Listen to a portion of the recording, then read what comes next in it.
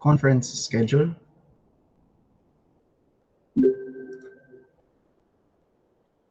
Here.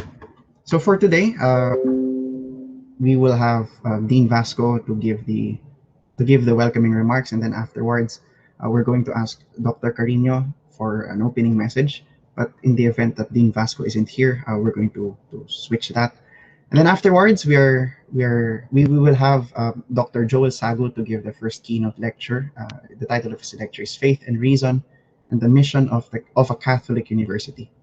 And afterwards, we will have a paper presentation entitled The Implications of the Private Beginnings of Philosophy in the Philippines, an Arendtian View by Beaujorne Ramirez. So that is our session for today. We decided to, instead of having longer sessions over 3 days, to just have shorter ones over a course of a week, so as not to tire us. And then for tomorrow, we have 3 paper presentations, a feminist reading of the 1924-1930 UNITAS articles on the role and status of the Filipino woman by Janina Redrino.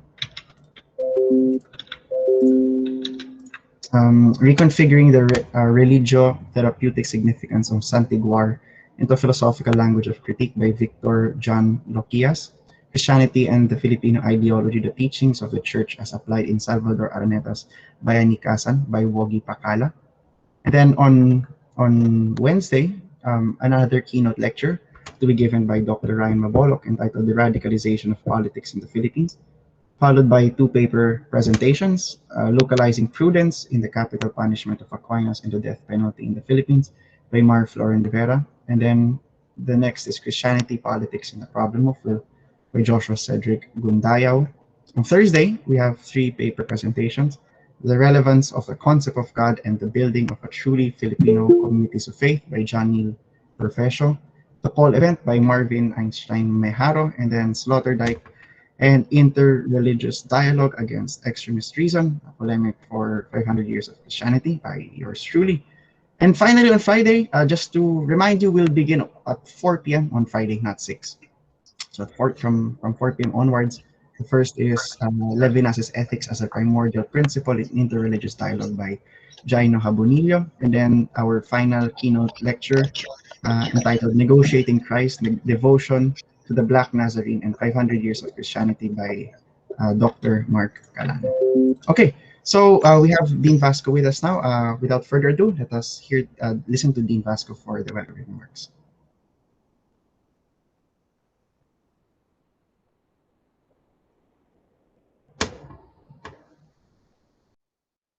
Dean?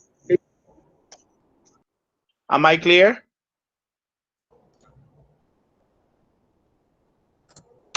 Again, good evening.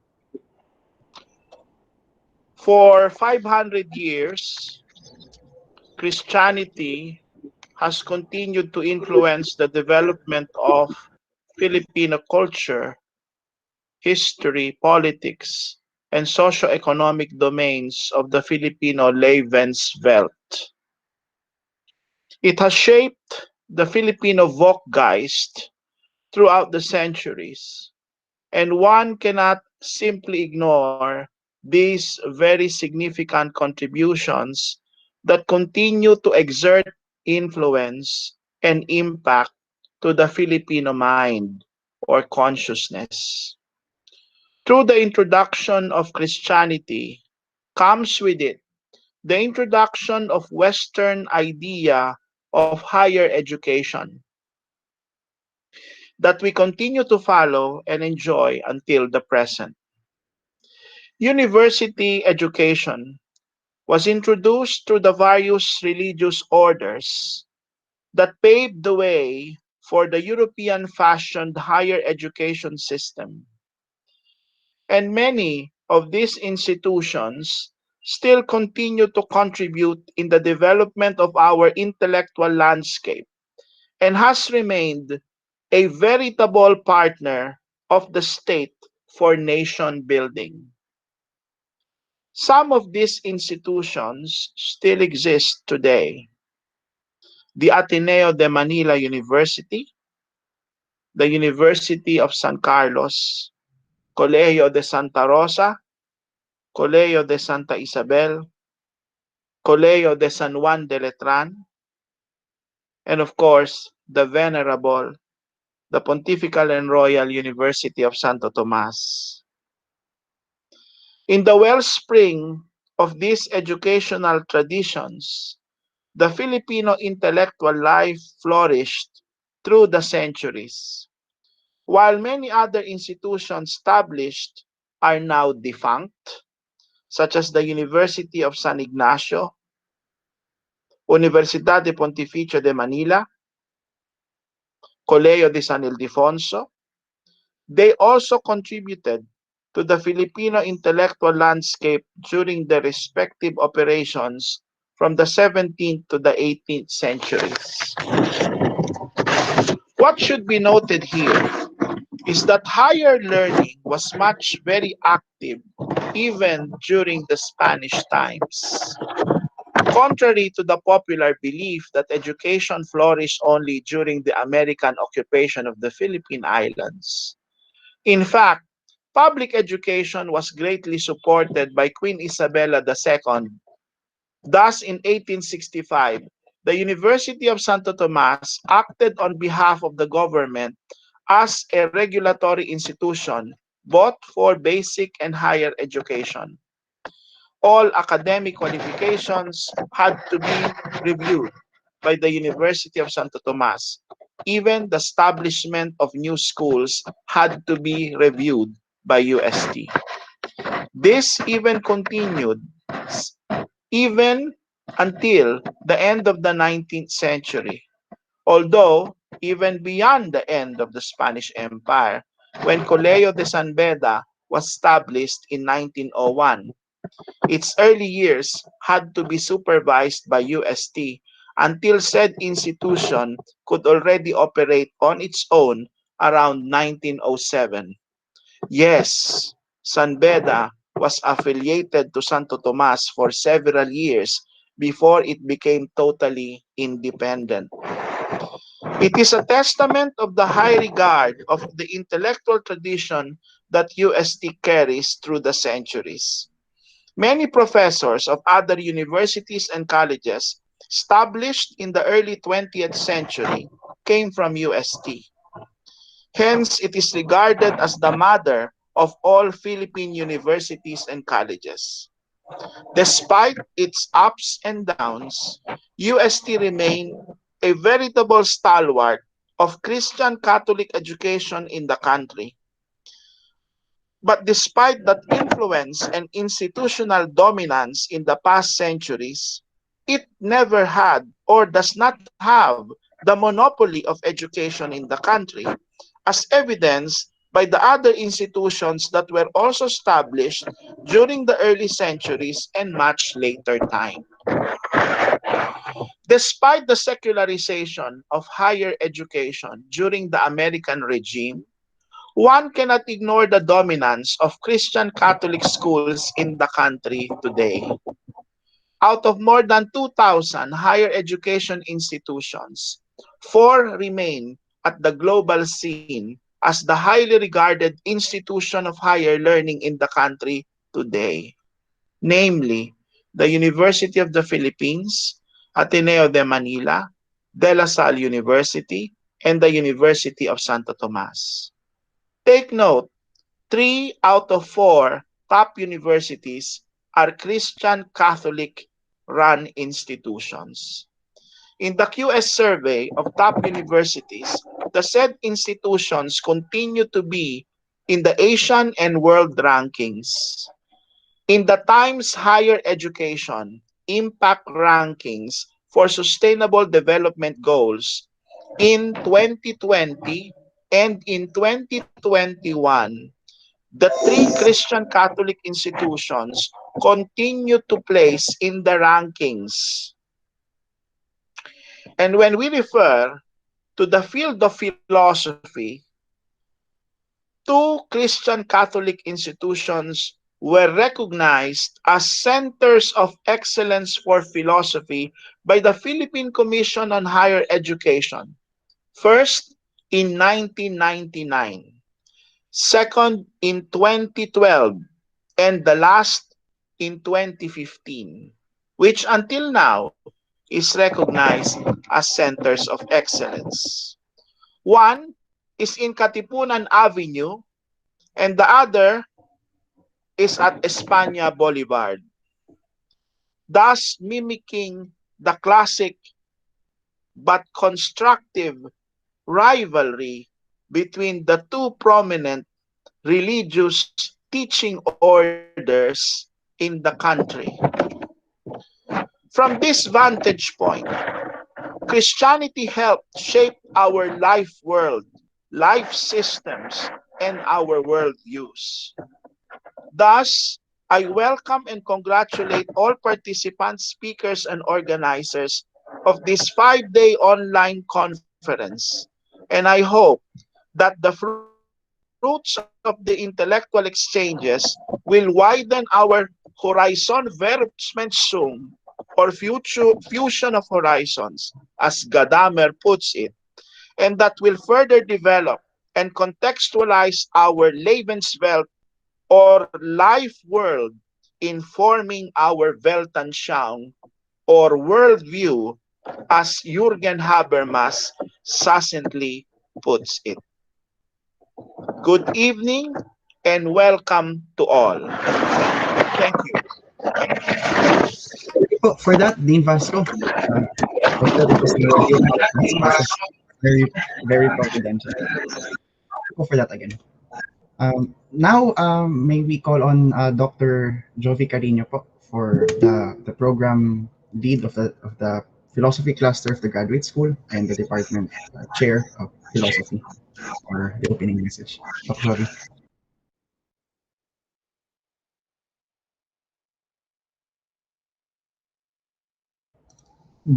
Do, yung mic po ata. Hindi po siya rinig po.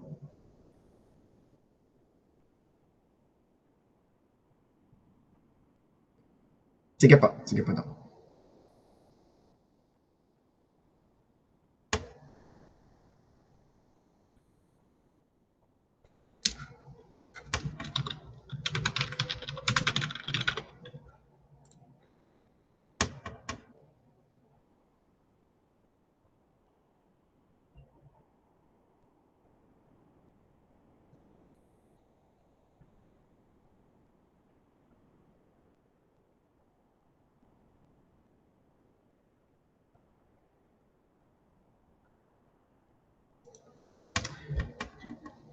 Well, perhaps just while waiting for Dr. Cariño, let me just fill in a bit. Working on what Dean Vasco gave us as an initial point of reflection. We're very grateful. I mean, to be part of such a momentous event. The fact that we could look back at 500 years of Christianity in the country, more than 400 years of our university. Just a plug on Wednesday, we will celebrate the establishment of the university again. We are able to reflect on for this conference the enormous contribution of philosophy to the country, and the quality of discourse that we're having today. Anton, malinaw na ako? Ayan po, Doc. Apo. Pero I will have to sacrifice the video, no? Sige po, Doc. Mas mahalaga naman yung audio kaysa video. Sige po. Anyway, magandang gabi sa inyong lahat, and thank you for joining I think this is the first graduate students conference, and we thank the student organizers as well as their faculty mentors, no, for putting this together. And in a special way, we wish to thank Dean Michael Vasco for supporting us in this endeavor and also for gracing us with his presence tonight. No? Wala sana akong papel dito except at the background, kaya lang one of the organizers, student organizers, Anton Rensland, no, gave me this assignment, and sabi ko, sige na nga, in the interest of the conference itself. So Anton asked me to read again or to present again this lecture that I presented last weekend, no, for Umpil, or the conference organized by the Union ng Manunulat ng Pilipinas o Union ng mga Manunulat ng Pilipinas. So with your indulgence, allow me to read this lecture, and I hope you will bear with me.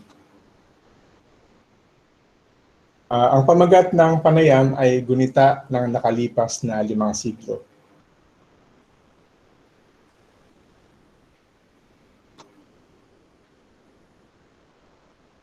Nais ko pong simulan ng panayam na ito sa isang pasintabi.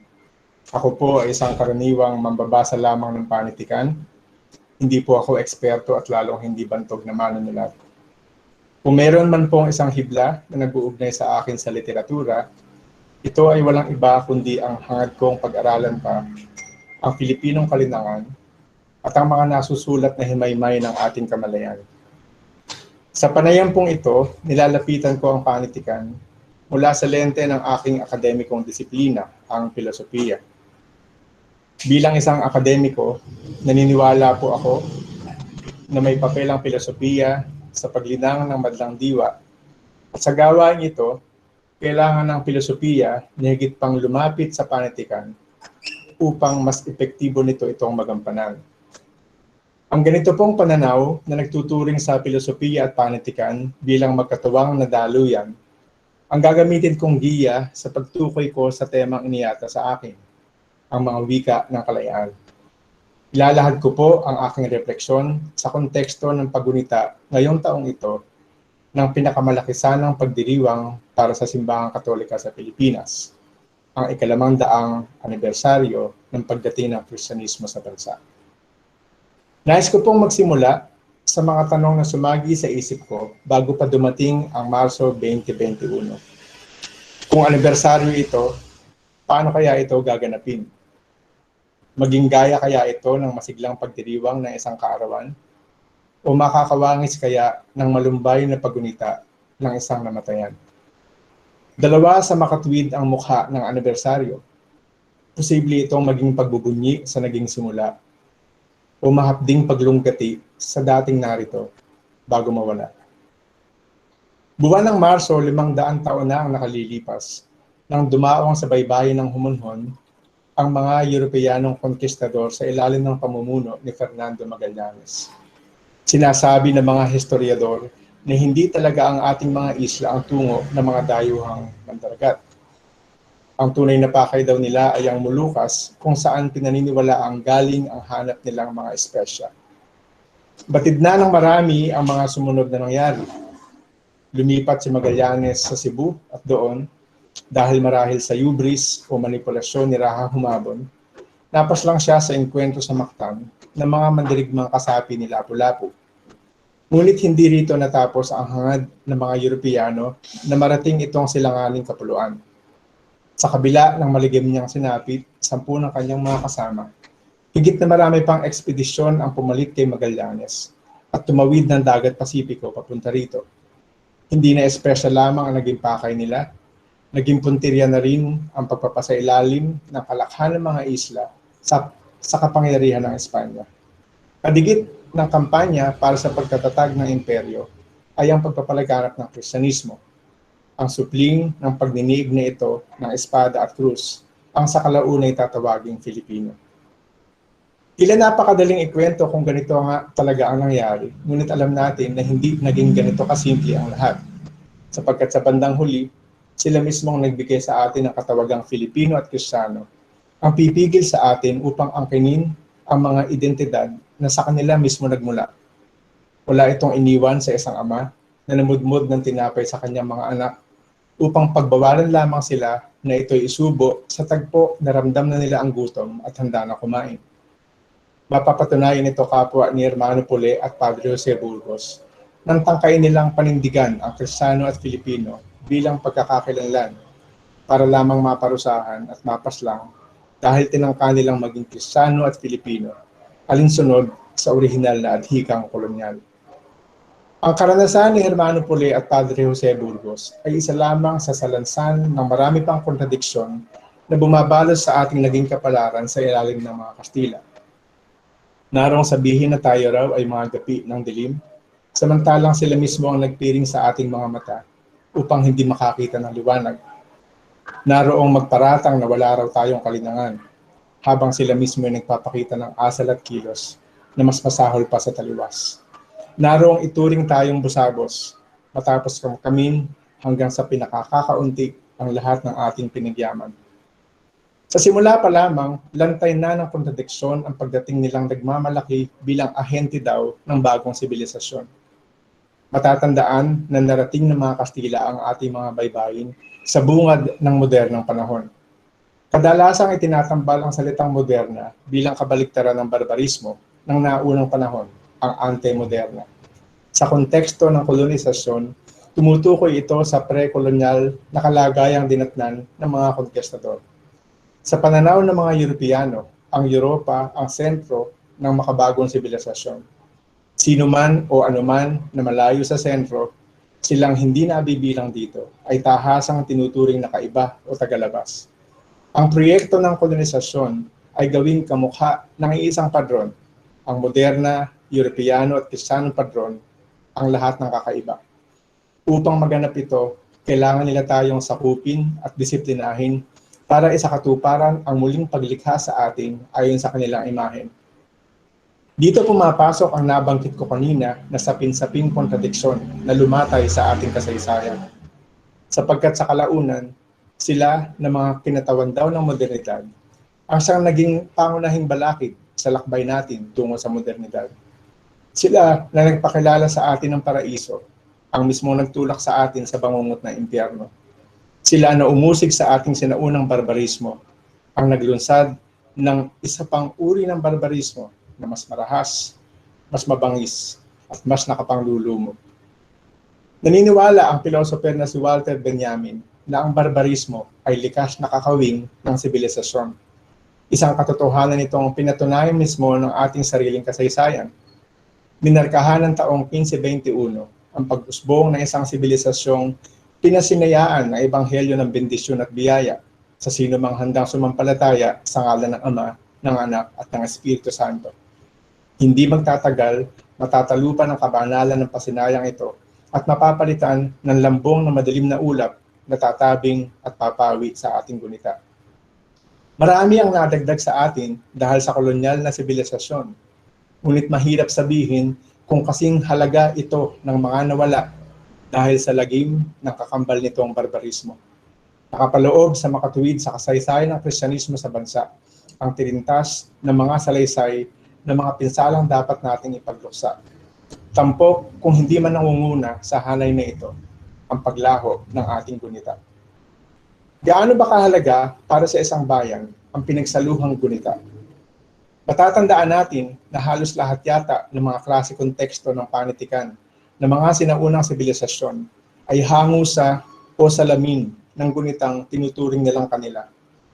Ang epikong Gilgamesh ng mga taga-Babylonia o ang Vedas ng mga Hindu ay may ganitong katangian, gayon din ang Torah ng mga Hebreo, ang mga ebanghelyo ng mga Kristiyano, pati na ang Korah ng mga Muslim. Pagtukoy din sa gunita ang mababanaag sa mga epiko ni Homero na Iliada at Odisea, maging sa Eneida ni Virgil. Ginamit din ni Platon, isang Griegong pilosoper, ang paggunita bilang saligan ng kanyang teorya ng episteme o tiyak na kaalaman. Sa testimonya ng mga halimbawang tekstong nabanggit, maaaninaw na ang gunita ay tumutukoy hindi lamang sa isang historikong pangyayari o isang psikolohikal na pinagdaanan, kundi sa isang espiritual na puwersang humuhulma at nagbibigay lalim sa pagkatao nilang nag-iingat ng gunita. Sa kontekstong ito, ginagamit ko ang pantanging espiritual, hindi bilang katunggali ng pisikal, kundi kalakip nito. Dahil espiritual ang gunita, kayang maglagos ng unang halik o huling yapos sa pakiramdam nilang minsang nakadanas nito at taglay ito, pukawi ng dati, sa pulso na ngayon.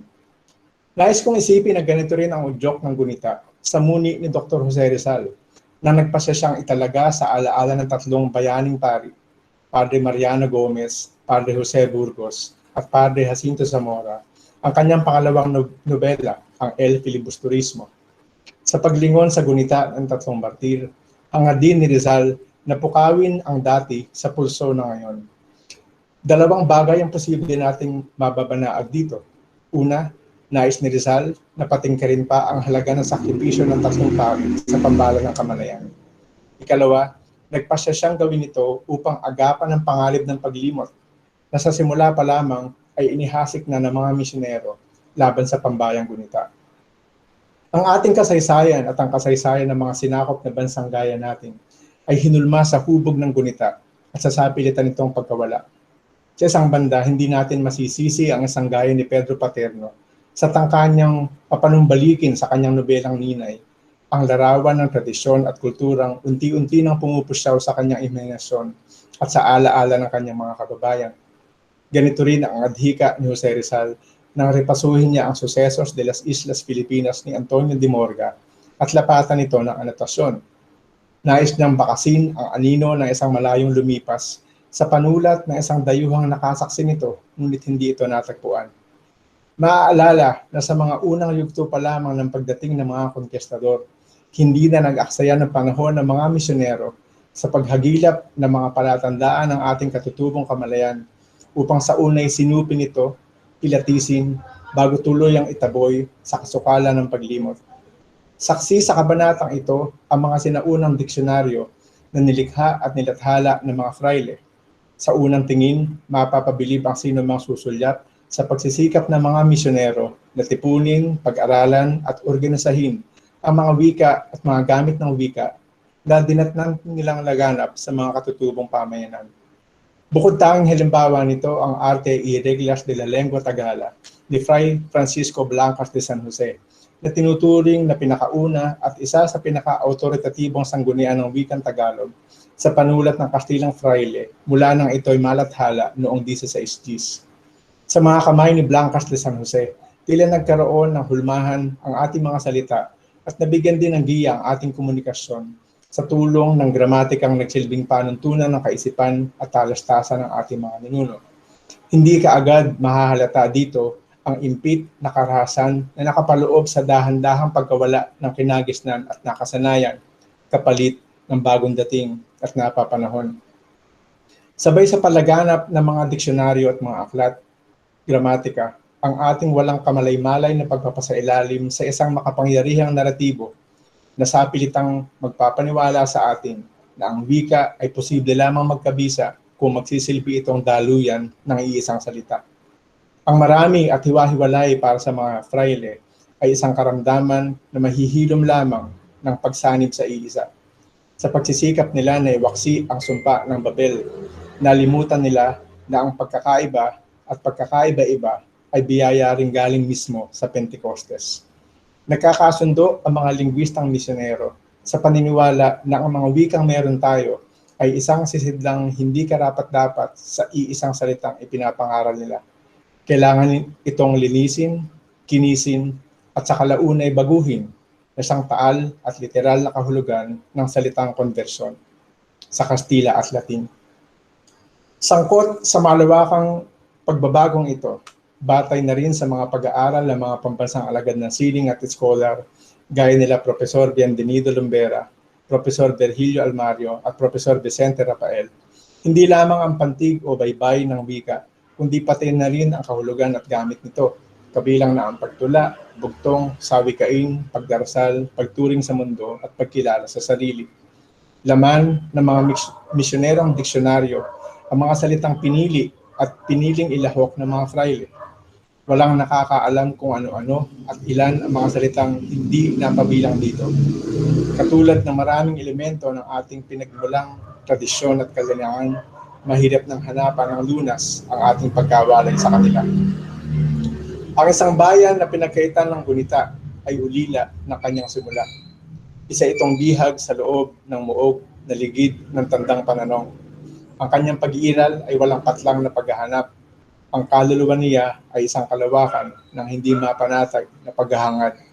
Sa pagpasok ng ika-19 na siglo, laganap na ang pagkawalay bilang isang pambala ng karamdaman. Sa bungad ng Florante at Laura, itatampok ito ni Francisco Balagtas sa panaghoy ni Florante, nakagapong sa gupat at gapi ng lumbay sa pagkalayo niya sa tinubuang Albania at tanging pag-ibig na si Laura. Kahit sa unang nobela ni Dr. Jose Rizal, ang Noli Me Tangere, makakatagpo tayo ng mga tauhang patuloy na binabagabag ng multo ng mga gunitang labis na mailap. Si Crisostomo Ibarra, si Maria Clara, si Elias, si Sisa, si Piloso Potasio. Bawat isa sa kanila ay may gunitang inaaninag. Bawat isa ay kumakatawan sa trahedyang umagaw sa gunitan ng bayan sa ngalan ng Europeyano at Kristiyano daw na sibilisasyon. Hindi katakataka na sa pagsanib sa katipunan, ang unang tanong na dinudulog sa isang taong nagbabalak maging kasapi nito ay tumutukoy sa gunitang nawaglit. Ano ang kalagayan nitong katagalugan ng unang panahon? Sa paglingon sa 500 taon ng Kristyanismo sa bansa, aaminin ko na ang nasabing tanong ng katipunan ay patuloy na nananatiling isang malaking hamon. At kung ngayon natin ito sasagutin sa konteksto ng nasabing selebrasyon, hindi natin maiiwasang itanong din kung sadya nga bang balakid ang pananampalataya gaya ng Kristyanismo sa pagkamit ng kaginhawahan at kalayaan na minimithi ng bayan. Para sa isang Filipino at Kristiyano ring gaya ko, isa itong palaisipan na kailangang paghunihan. Sa paghahagilap ng akmang sagot, muli at muli ay hinihila ako ng aking diwa na higit pang unawain ang mahalagang papel ng gunita. Totoo na nabinyagan ang ating mga kapuluan noong 1521. Totoo rin na sa iba't ibang yugto at iba't ibang larang ay naghatid ito ng mga hindi maikakailang pakinabang. Subalit totoo rin na sa kahabaan ng kampanya ng kolonisasyon, unti-unting nalantad na ang Kristyanismo dumating sa bansa ay isang relihiyong siya mismo nagtaksil sa sarili nitong gunita. Ang tinutukoy kong gunita dito ay walang iba kundi si Kristo, na siyang nagsiwalat na ang pananampalataya ay dapat na maging mapagpalaya, na ang tunay na relihiyon ay isang relasyon na dapat mag-udyok sa atin na pumanig sa mga sinasabing anawim, sa kanilang mga nasa laylayan, sa kanilang mga walang tinig, sa kanilang pinagtabuyan at binaliwala. Si Kristo ang katarungan ng Diyos na ayon kay San Lucas ay magtatanggal sa mga may kapangyarihan sa kanilang luklukan, magtataas sa mga nasa abang kalagayan, magpapasagana sa mga kapuspalan, at magpapaalis sa mga mayayaman ng walang dalang anuman. Ang gunita ni Kristo ay ang ebanghelyo ng isang pananampalatayang kumakatawan sa lahat ng nabanggit. Ito rin ang Kristo na sa kanyang huling piging kasama ng kanyang mga disipulo ay marubdob na naghabilin sa kanila na gawin niyo ito bilang pag-aalaala sa akin. Dumating nga ang Kristyanismo sa atin noong 1521, ngunit hindi ang pananampalataya na marka ng nasabing ebanghelikong gunita. Mas malapit ang Kristiyanong nabanggit hindi sa pagsaksi ni Kristo, kundi sa estratehiya ni Emperador Constantino na kumasangkapan sa Kristiyanong relihiyon para siguruhin ang kanyang kapangyarihang politikal. Partikular na katangian ng modernidad ang pagtalikod sa gunita. Labis itong tinututulan ng Katolikong simbahan sa Europa, kaya nakapagtataka na ito ang tinularan ng mga fraile pagdating nila dito sa ating kapuluan. Gaya ng modernidad, inakala ng mga misyonero na kaya nilang maglunsad ng bagong panahon na walang nililingong kahapon. At gaya rin ng modernidad, inasahan nila na ang hinaharap sa anyo ng pangakong kaligtasan ay magaganap bilang tadhana ng kasaysayan. Napanganib ang ganitong paniniwala sapagkat ang tadhana na walang gunita ay maskara lamang ng ideolohiya. Ganito ang nangyari sa relihiyon na ipinangaral sa atin, ngunit hindi hinayaang magkatawang tao at manahan kaisa natin. Bandang huli, ang dapat sanang ebanghelyo ay naging instrumental na relihiyong na pasailalim lamang sa imperial na adhika ng nooy papalubog ng royal na rehimen ng Espanya.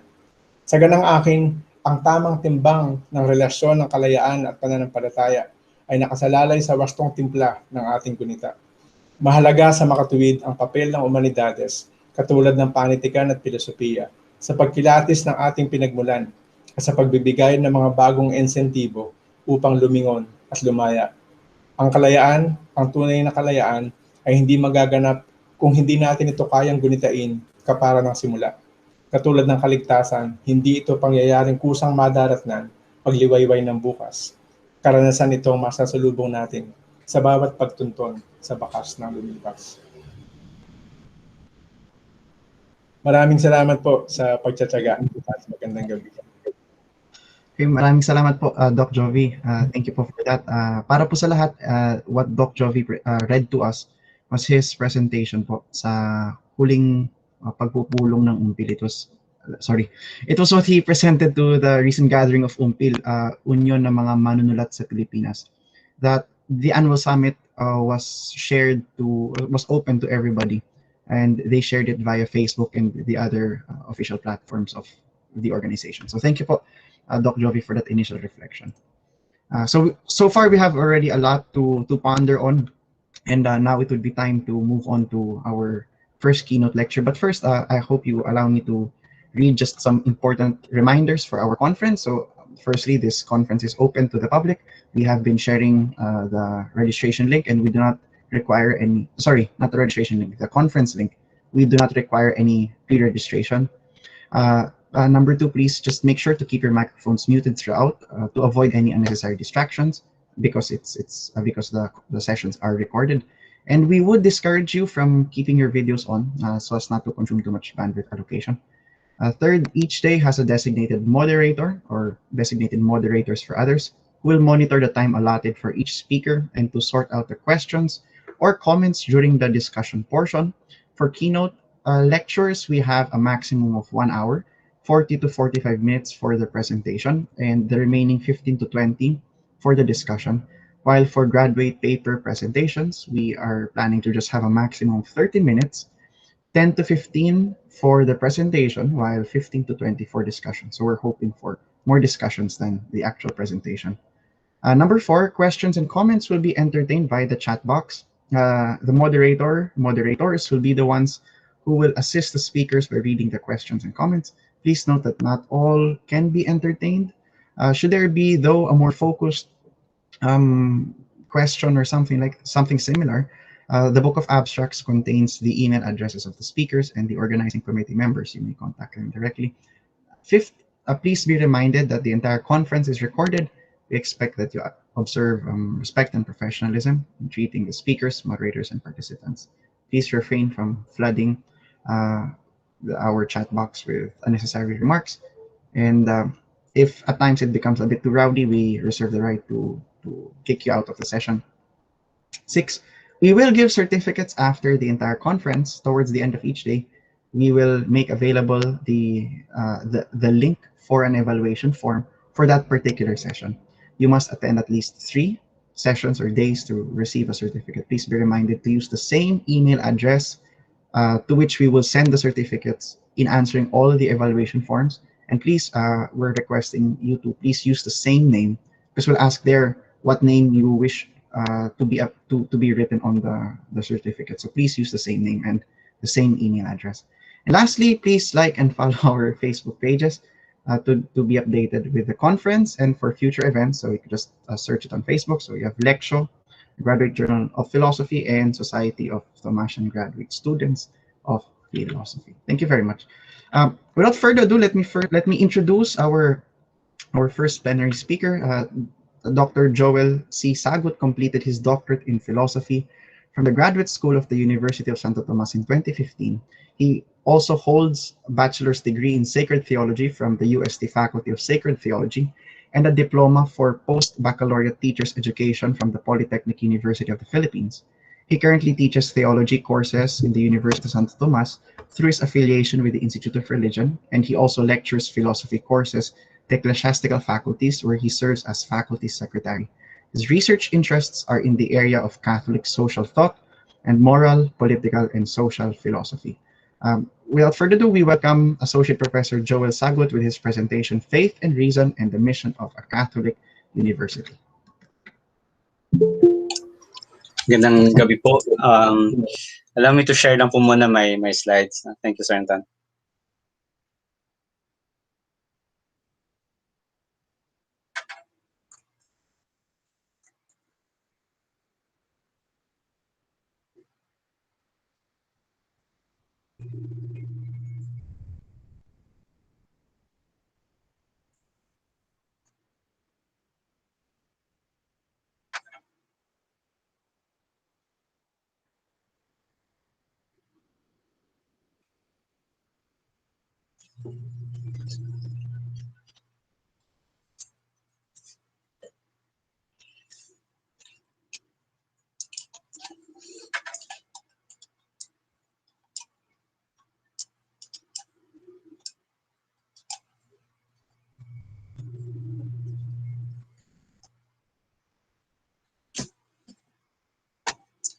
Yes, muli, magandang gabi po sa lahat. Maraming salamat sa paunang salita ni Dr. Jovi. No? In fact, while he was reading his paper, I felt that some of the things that I would want to see has already been refuted by some portions of what he has already said. And I suppose that would be a good thing to start with. At least we will have something to talk about, no? During the discussion at the end of this presentation. So the paper that I initially presented for this conference, or the title that I submitted for this conference, was Faith, Reason, and the Mission of the Catholic University. And supposedly I was saying that I would talk about the University of Santo Tomas's contribution, but unfortunately, I think about a week ago, I asked Sir Anton if I could tone down a little the intentions of my paper, because I really ran out of resources also to substantiate some of the things that I wanted to say, no? Lalo na pagdating sa history ng UST. At malaki ang pasalamat ko kay Dean Vasco that he has talked about the contributions of the university, and the opening remarks of Dr. Vasco have already articulated some of the things that I would have wanted to articulate. So the paper that I want to read tonight is Faith, Reason, and the Catholic University. This is actually a topic that I wanted to explore for some time now. And so when I received the invitation to join this conference, I thought that it could be an opportunity for me to sit down and to put my thoughts together about at least these themes. And I believe that faith and reason are important themes in the life of the Catholic Church, because they are at the core of our intellectual tradition. By implication, then, the Catholic universities, being among the foremost keepers and nurturers of our Catholic culture, are also nourished by faith and reason, as they are also called to promote faith and reason in their curricula engagements and in the program. So I thought of talking about these three themes in my presentation tonight: faith, reason, and university. And I will start with a question about faith and reason. Why do we have to talk about faith and reason? I believe that the relevance of faith and reason is also shown by the fact that religions in our present social and political order are often involved in the conversations about what we think is needed in putting up a just society. I think yung paper na binasa ni Kuya Jovi or Dr. Jovi earlier already attests to the fact that the talk about the contributions of religion in our society can also be contentious. So there are those who would deny and even ridicule religion and argue that religion should reduce its activity in the public sphere. Some of these prominent thinkers in the history of philosophy were identified by Professor Miroslav Volf as those who believe that religions are malfunctions in the society. And among those who identified are Ludwig Feuerbach, Karl Marx, Nietzsche, Freud, among others. In contrast to them, there are philosophers and theologians who also advocated for the active participation of the faith in public discourses, believing that faith has important contributions to offer, to the point of even arguing that faith perfects reason, that reason will be unable to reach its potentials if it closes itself from faith. Pope Leo XIII uncompromisingly stated in his encyclical Eterni Patris that the philosophers of old who lacked the gift of faith, yet were esteemed so wise, fell into many appalling errors. The social teaching of the Church has often argued along this line. St. John Paul II, for example, speaks of this in his encyclical Centesimus Annus, when he talks about the errors of one's contempt for God, which he traced to be the cause of such tragic consequences like the wars of Europe in the early part of the 20th century, that ended to such horrors like the Holocaust. In the Centimus Annus, St. John Paul II blamed the spread of atheism and rationalism during the latter part of the 19th century as among the roots of the increasing abuse against the dignity of persons and communities. He would say that the denial of God deprives the person of his foundation and consequently leads to a reorganization of the social order without reference to the person's dignity and responsibility. The same emphasis on the role of faith is reiterated by Benedict XVI when he said that faith liberates reason from its blind spots and therefore helps it to be ever more fully itself. Faith enables reason to do its work more effectively and to see its proper object more clearly. This is why Benedict XVI believes that the social teachings of the Church is the venue whereby the Church could bring the resources of the faith as she participates in the task of building a just society. It is the role of the social teaching of the Church to help purify reason and to contribute here and now to the acknowledgement and attainment of what is just. Other than the magisterial teaching of the Catholic social tradition, some Christian philosophers and theologians will also argue the same. One Protestant theologian, the one that I mentioned earlier, Professor Miroslav Volf, has answered the question how the followers of Christ should serve the common good, and he puts his thoughts in the book that he published, A Public Faith. The same theme has also been pursued by another theologian, Monica Helwig, who talked about the public dimensions of a believer's life, whose short chapters on cardinal virtues articulate how one's subjective profession of a faith could help in his or her daily actions and decisions as an individual who lives with others in the community. In short, for these latter thinkers, religions are not malfunctions in the society, but are instead vital drivers in our pursuit to transform not just the lives and behaviors of individuals, but also the whole community. Our contemporary communities must then address the divide in perspectives. Given the plurality of cultures and traditions among inhabitants, even of our local communities, the delicate balance of varied traditions and viewpoints has to be taken into consideration. And so political communities saw the need to utilize the powers of the law in ensuring the just order of these communities. Yet even the law has to deal with the opposition of those who advocate religion on the one hand and deny it on the other. We have, for example, even among democratic liberal societies, the tension between natural theorists and legal positivists, whose divide could also be traced from their understanding of what constitutes as requirements of justice, where contribution or encroachment of religion, depending on which side of the divide one stands, remain to be a crucial question. It is, I think, against this background of an ongoing debate on the role of religion in our public sphere, where our Catholic religion could also situate this task of the Catholic intellectual tradition to further the talk of the complementarity of faith and reason. So we proceed then to discuss what do we mean by this Catholic intellectual tradition. When Alasdair MacIntyre wrote his selective history of the Catholic philosophical tradition, he claimed that Catholic philosophy is best understood historically as a continuing conversation through histories in which we turn and return to dialogue with the most important voices from our past in order to carry forward that conversation in our time. This implies then that a particular thinker has to be conscious of the peculiar tradition which he or she is a part of and is standing on, and only through such knowledge and conversation with the thoughts of his predecessors within that tradition will a particular philosopher be able to give directions to his current inquiries, including his attempts to dialogue with those who are outside his own tradition or her own tradition.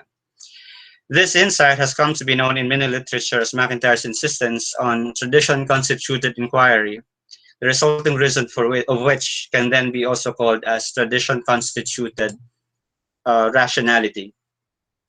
This is not really new to us because we are familiar with the ready categorizations and groupings done by contemporary historians of philosophy. And so even the greatest philosophical minds, both past and present, are classified as liberals, conservatives, cosmopolitans, nihilists, pragmatists, existentialists, phenomenologists, scholastics, etc.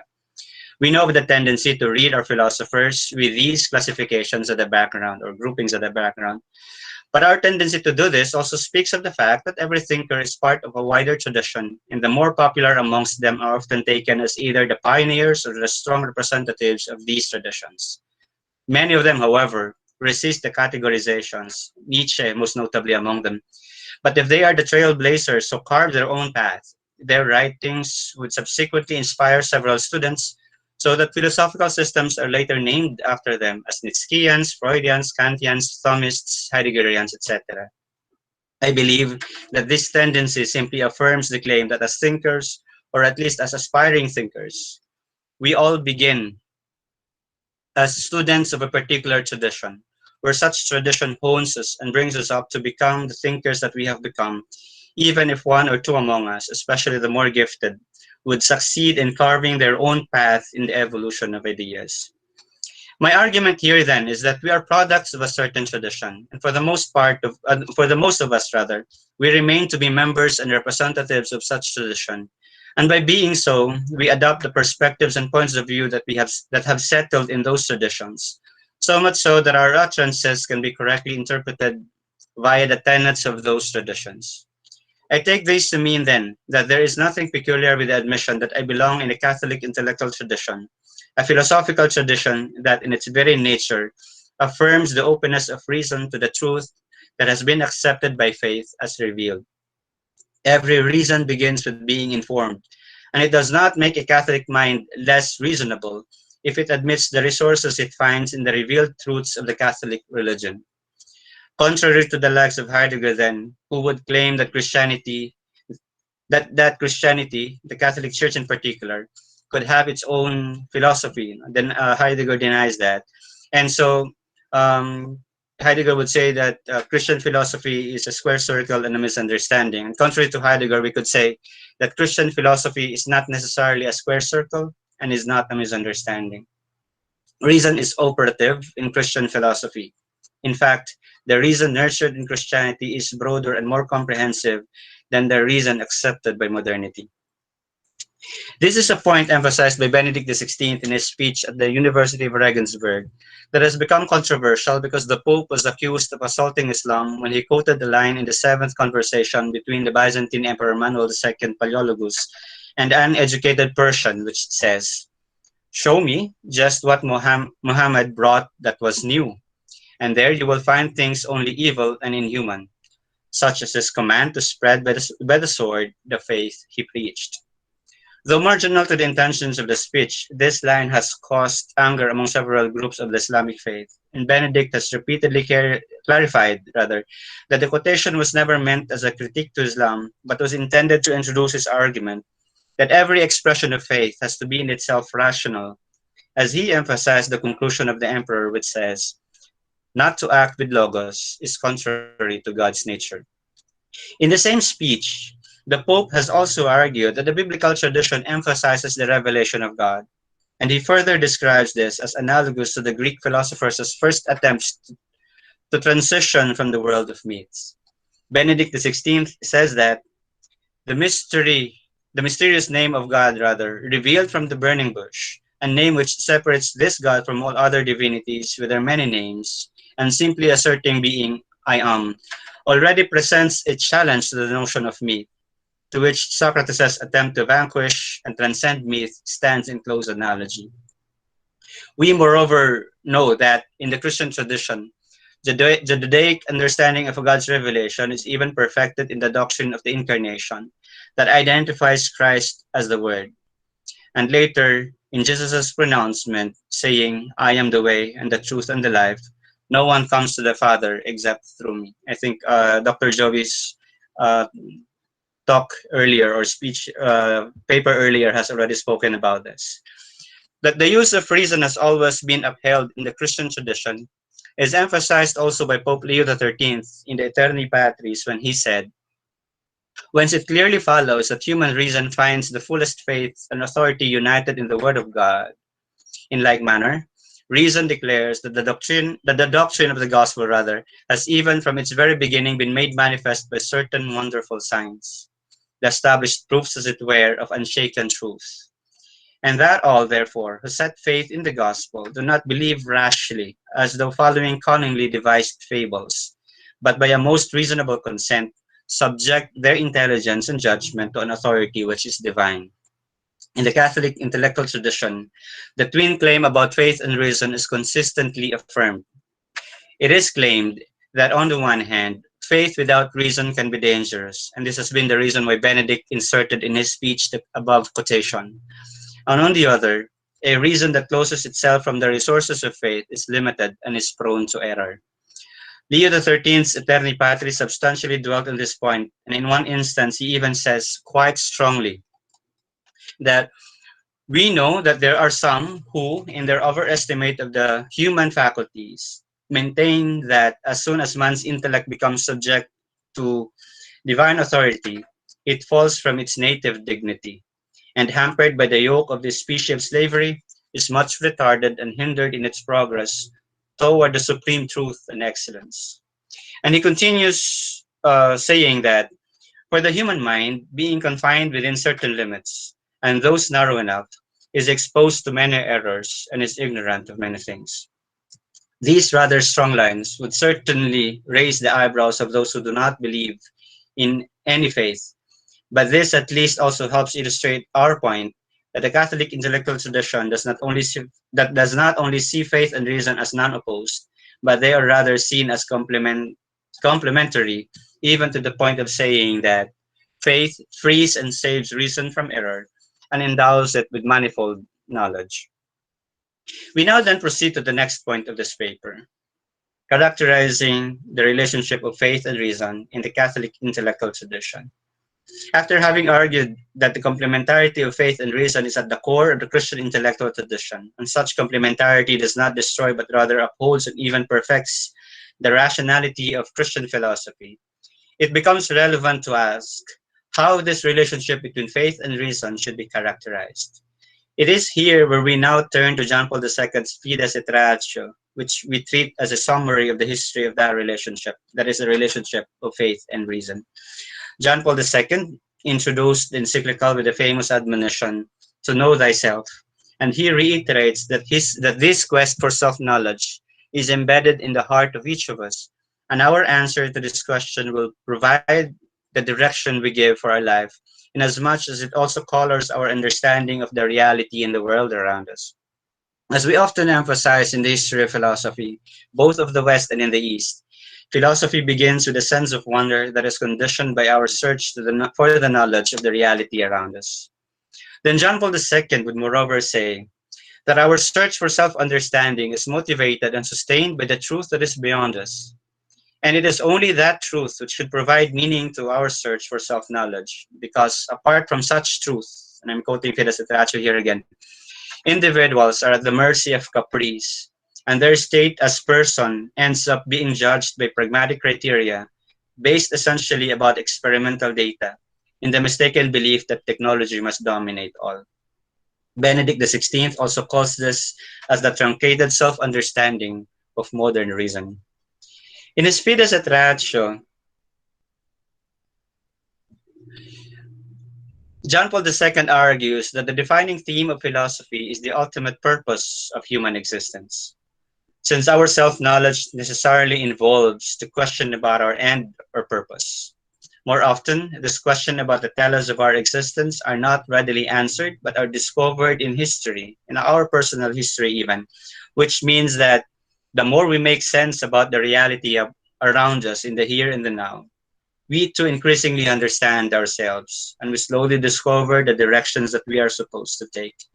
Yung tanong na ano ang gusto kong gawin sa buhay ko does not have to be a selfish question, because it's a question about our purpose. It is a question about vocation. And philosophy as an exercise of right reason helps us in the discovery of our answer to such questions. Yet, given the limitation of our created reason, the search also discovers the mysteries that envelope our lives. There are things in our life that are beyond our immediate comprehension, things that are beyond the grasp of our created reason. It is here where faith and revelation become helpful allies in the reason's quest for answers to our existential questions. Faith is characterized by assent, and reason operates here through its capacity to receive God's revelation of the truth.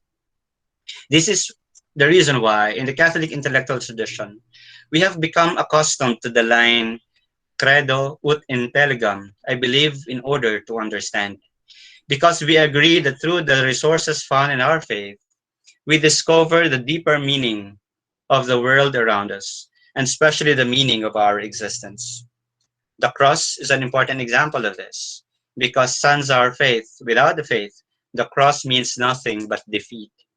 Our faith allows us to understand that the cross is an expression of love, and it has therefore become reasonable to follow the way of the cross, even if by worldly standards, the cross will impede our drive for success.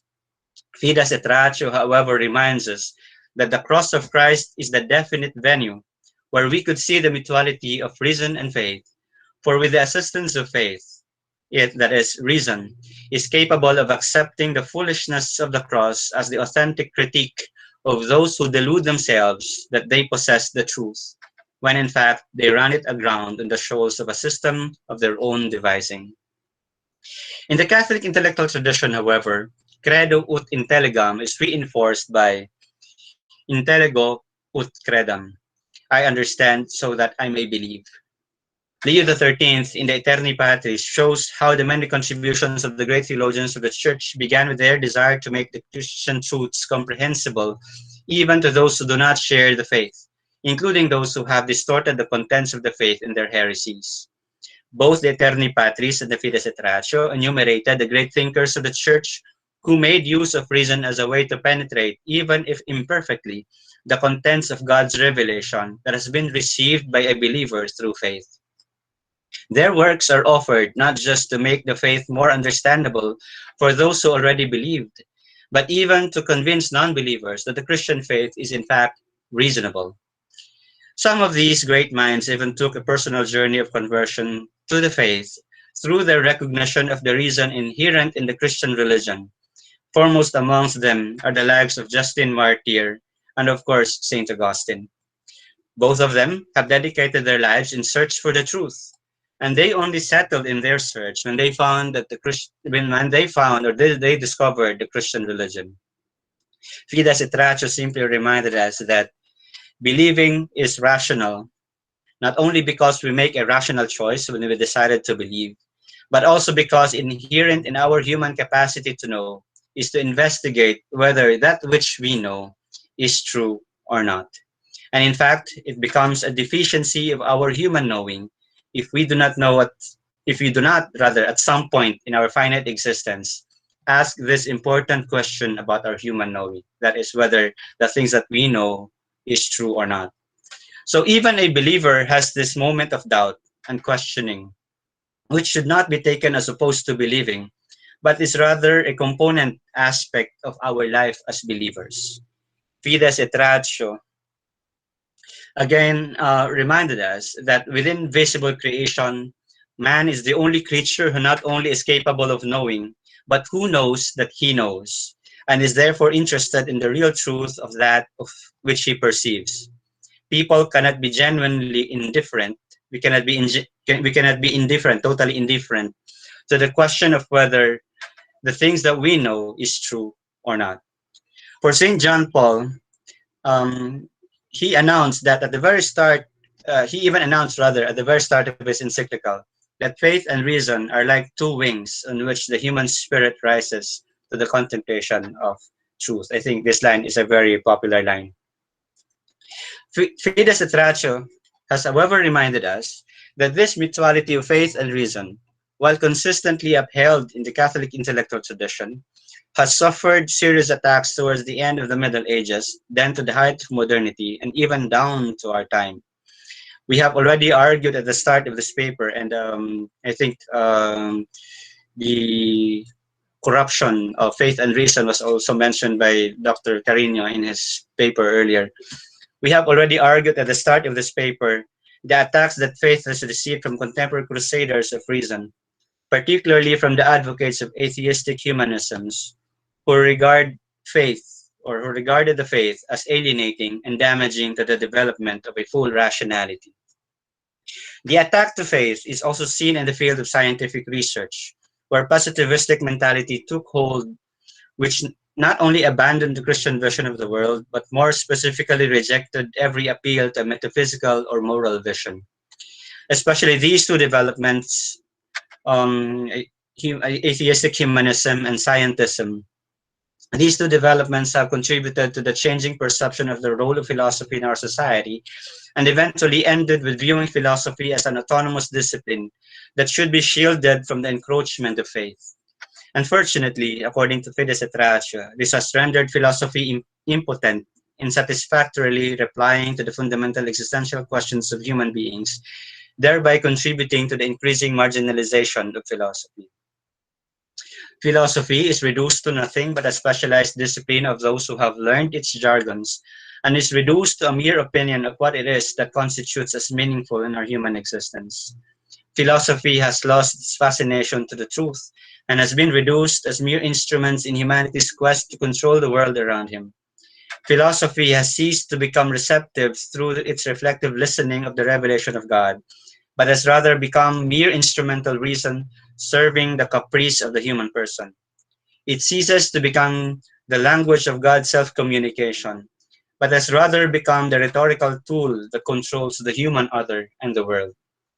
This sad decline of the role of philosophy prompts the urgency to work on the continuity of our Catholic intellectual tradition, which can only be done if we succeed in showing that even in the midst of the contemporary culture, the language of faith and reason remains to be relevant in responding to our human search for the meaning of our existence.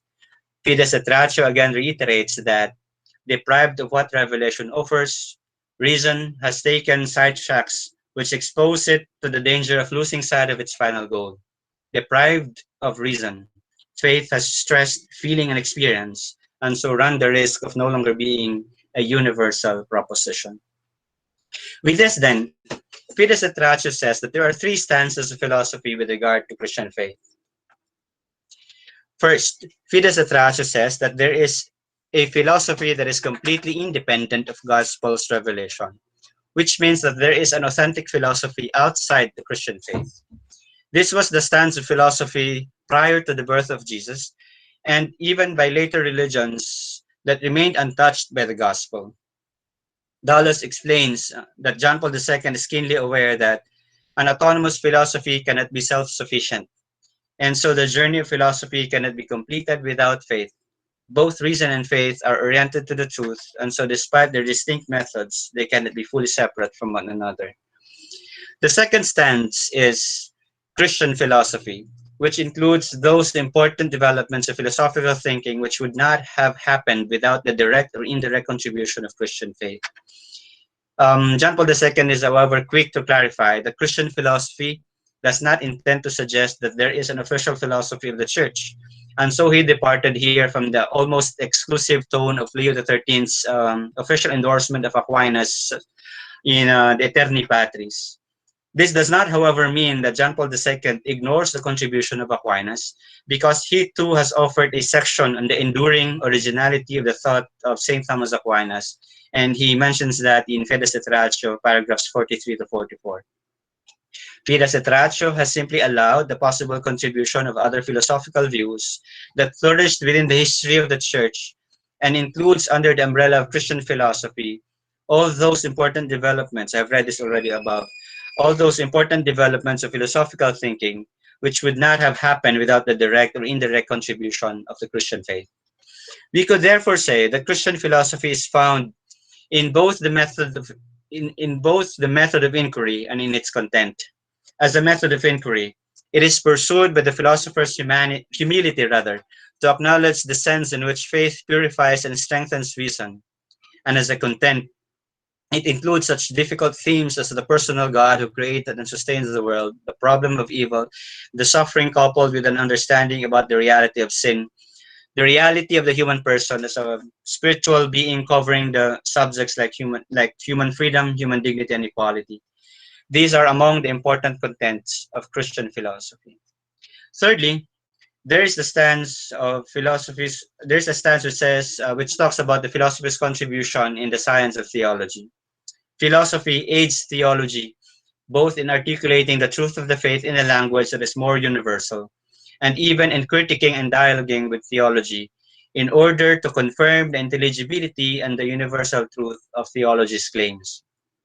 John Paul II recalls this stance as important both in our understanding of the autonomy of philosophy as a discipline, and in understanding rather the traditional appreciation of philosophy as an ancilia theologiae, which John Paul II clarifies as not intended to indicate philosophy's servile submission or purely functional role with regard to theology, but rather to mean that theology will greatly benefit from the language and the method of philosophy, so that it could effectively communicate its message to both believers and non-believers. Since we are running out of time, I will cut some sections of this part and we shall now proceed to the next. The role of the university in furthering the Catholic intellectual tradition. Benedict XVI ended his speech at the Regensburg University by pointing out that the task of furthering the conversation about the necessity of faith and reason, especially in our attempt to dialogue with other religions, is left at the hands of universities. This was the last line of his speech. The Apostolic Constitution on Catholic universities, Ex Corde Ecclesiae, says that a specific part of a Catholic university's task is to promote dialogue between faith and reason, so that it can be seen more profoundly how faith and reason bear harmonious witness to the unity of all truths. But concretely, how will this task be carried out? There are three things that I wish to highlight here. First, we expect that a Catholic university must at least be able to help us achieve the capacity to journey towards our authenticity, which means that the university must help us reach a certain degree of self-knowledge that will allow us to propel ourselves to a future that we want to achieve for ourselves. We have already argued earlier how both faith and reason could aid us in raising and answering the existential questions that are directed to the meaning and purpose of our existence. In the university, we have the opportunity to discuss those fundamental questions about our finite human existence. And as we attempt to answer them, we are also effecting a formative process that helps us identify our own sense of living. As I have already indicated above, the university must provide us the resources to answer the question, what do I want to do with my life? It is for this reason that the university has to be holistic in its approach to education. This is a point that has been strongly emphasized by Cardinal John Henry Newman in his The Idea of a University, when he talked about the necessity of a liberal education and the role of theology as a science that integrates all the other sciences in the university. In the university, we are expected to develop our own conscience, or that which we will later call as our practical reason, and formulate our convictions born out of our dialogue with others, and our involvements both within the university community and the larger community outside the university. A Catholic university even has something more to offer, because we have the additional conviction that authenticity finds its finality in our act of love for the other. And more importantly, the belief on the love of God for us, which becomes our basis for loving the other. Other secular universities may also emphasize the former, yung act of love for the other, but the conviction about God's love as basis for our act of loving others is unique of faith-based institutions like Catholic universities. In short, the learning process in a Catholic university is centered in that belief in God, with the conviction that God loves us and reveals himself to us in love, and that we are called to pattern our relationships with others on the basis of that love. Sa Catholic University, itinuturo sa atin na hindi lang tayo basta natututo na alagaan at paunlarin ang ating mga sarili, but the flourishing of the self is also centered or oriented towards our service for others. We have to be strong so that we could serve others more. In his article, The Idea of a Catholic University, Father Dominic McGrattan says that the learning activities in the Catholic University should provide venues for us where our values are transvalued and our knowing transformed. This process of transformation and conversion has to become part of the Catholic University's work and mission, and this is an area where both faith and reason could greatly contribute. Secondly, the Catholic University has to become a venue for conversation and dialogue. But dialogue should not be equated to a mere toleration of the other, where we are pressured to be politically correct because it is thought to be unbecoming or impolite to offend the other. There is a danger to toleration which could even make it potentially vicious, especially when it simply condones indifference rather than promote care for the well-being of the other. Catholic universities should be venues for dialogue and fruitful social intercourse. And in that process of dialogue, we don't simply rest content with the thought that we simply let the others be, even during those times when we think that the other is wrong. The Catholic ideals of dialogue is aimed towards mutuality and communion of mind and will. It could be a difficult process, but it is something that we could not just simply give up. This makes it important for us to emphasize that in the Catholic University, we should remain rather committed to the language of the truth, that our process of training our human will to develop the virtue of charity could never be separated from the aim of training our mind so that it pursues the truth. It may be worthy to note from here, then, that the invitation to pursue the truth is framed within the context of dialogue, and the practice of dialogue is anchored on the desire to respond to the invitation of the truth. This is here where we should call for the university's creative response to St. Paul's invitation of veritas in caritate, that is to speak the truth in love, and is reiterated by Benedict XVI in his Caritas in Veritate, where he said that truth needs to be sought, found, and expressed within the economy of charity. In this way, not only do we do a service to charity enlightened by truth, but we also help give credibility to truth, demonstrating its persuasive and authenticating power in the practical setting of social living. This is then an invitation for Catholic universities to first be bearers of charity in its fight for the truth or in its pursuit of the truth. We promote dialogue amongst us in the university community, and we need to learn how to properly posture ourselves in our dialogue with one another so that we resist the temptation of becoming slaves to the ends of our personal interests, idiosyncrasies, and even ideologies. When we dialogue, especially when we pass criticism on to the other, our first aim is to build and not necessarily to destroy. Lastly, the Catholic universities are called to inculcate in us a participative consciousness, which should develop the motivation for us to go beyond specialized expertise and rather aspire towards engagement, social justice, and service. When the Apostolic Constitution Ex Corde Ecclesiae identifies the characteristics of a Catholic university, it identifies the following as a fourth characteristic. That is, a Catholic university has an institutional commitment to the service of the people of God and of the human family in their pilgrimage to the transcendent goal which gives meaning to life. It further reiterated that the Christian spirit of service to others for the promotion of social justice is of particular importance for each Catholic university to be shared by its teachers and developed in its students. In the university, then, while we could not but contend with the present trajectory that pressures all universities, Catholic universities included, to promote functional members and workers of the society, where the programs and curricula are highly influenced by the demands of the market, Catholic universities are aware of their mission, and they struggle to live by that mission of forming young people who are not only experts in their own professional fields, but are also relevant individuals in their communities because they have become agents for social transformation. This means, in the first place, that Catholic universities are called to form prudent, just, and charitable young people who are relevant in the lives of others, even in their ordinary day-to-day engagement.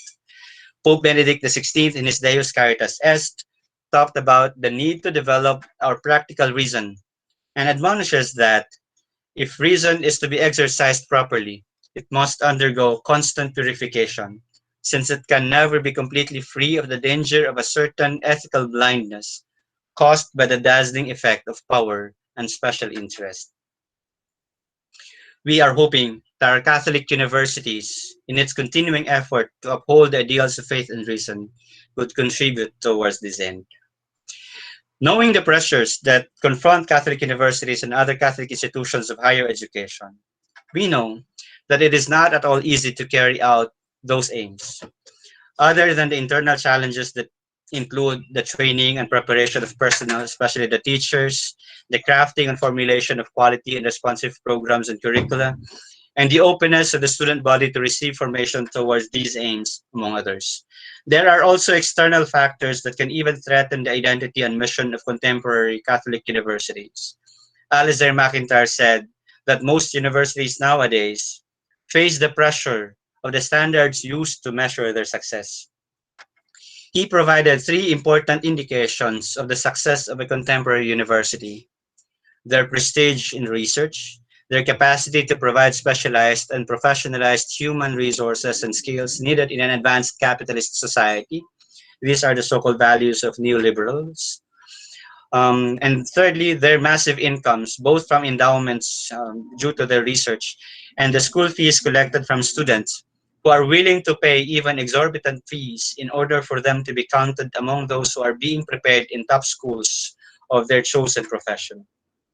These three will also, however, illustrate the difficulty that Catholic universities and other Catholic institutions of higher education are currently facing, primarily because these measures for university success are silent or even negligent of the identified aims of Catholic higher education, to wit, the aim of allowing students to achieve self-knowledge, of providing venue for communal search for the truth, and as a training ground of strengthening one's practical reason that decides not just for the benefit of the self, but also for the good of others. This is why Professor John Haldane ends his lecture with the title Catholic Universities and Higher Education in a Time of Confusion, which he delivered at the University of Notre Dame in Australia. He ended that lecture with a note that for Catholic universities to survive and remain faithful to its nature and mission, including its task of furthering the Catholic intellectual tradition, then it has to be willing to make sacrifices. It is sacrificial, he says, to study and to work in the Catholic university. I have now reached the end, or the last part of my paper, where we inquire on the contribution of our own University of Santo Tomas in the furtherance of our intellectual tradition of the Church, especially as she lives out the aims expected of a Catholic university. I originally intended to trace the historical contribution of the university, particularly in the area of faith and reason theology and philosophy, but I failed to carry it out. No.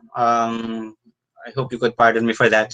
I did not have enough resources to carry it out. So I just have here the second part, supposedly, of this section, which is about the faith ecosystem of the university at the moment.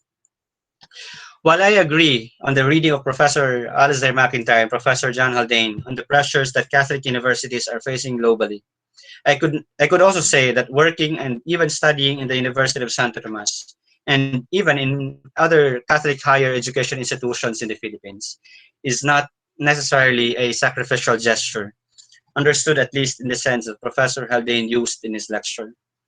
While I am yet to check the evidences for sociological studies and the impact of Catholic universities, it seems that a general impression could help us see, or at least agree with the claim, that most of us, or rather most of our Catholic higher education institutions in the country, still enjoy a certain degree of prestige where students, academic and non-academic personnel, and administrators are satisfied with what they are getting and doing, while the institutions themselves felt unhampered generally in upholding their activity and pursuing their mission as a Catholic institution of higher learning.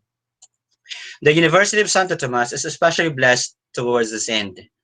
We would appreciate to see more published studies that would help us demonstrate this point, but we are confident that the university, or we are rather confident to say that the university is contributing well to the formation of our young people and even in the transformation of our communities. Yet we rarely see explicit incidents that pressure our university to do things contrary to what it upholds. The University of Santo Tomas enjoys the privilege of having to live to its name as a Catholic university, and it remains able to manifest the witness to its explicitly Catholic character without necessarily alienating the non-Catholics and the non-Christians entering its portals. What I have in the following are just preliminaries, but allow me to identify some indications that will help me support my claim. First, the university's explicitly Catholic character as shown in its vision and mission. Article 1 of our statute says that the University of Santo Tomas, the Pontifical Catholic University of the Philippines, a Dominican institution of learning under the patron Saint Thomas Aquinas, commits itself to the pursuit of truth and to the preservation, etc., etc. We have on in our slide the Article 1 of our statutes. The formulation, very clearly rather, the formulation of our mission is clearly and straightforwardly Catholic. and it is undeniably Catholic in its language and intention. Second, the presence of the ecclesiastical faculties in the Central Seminary.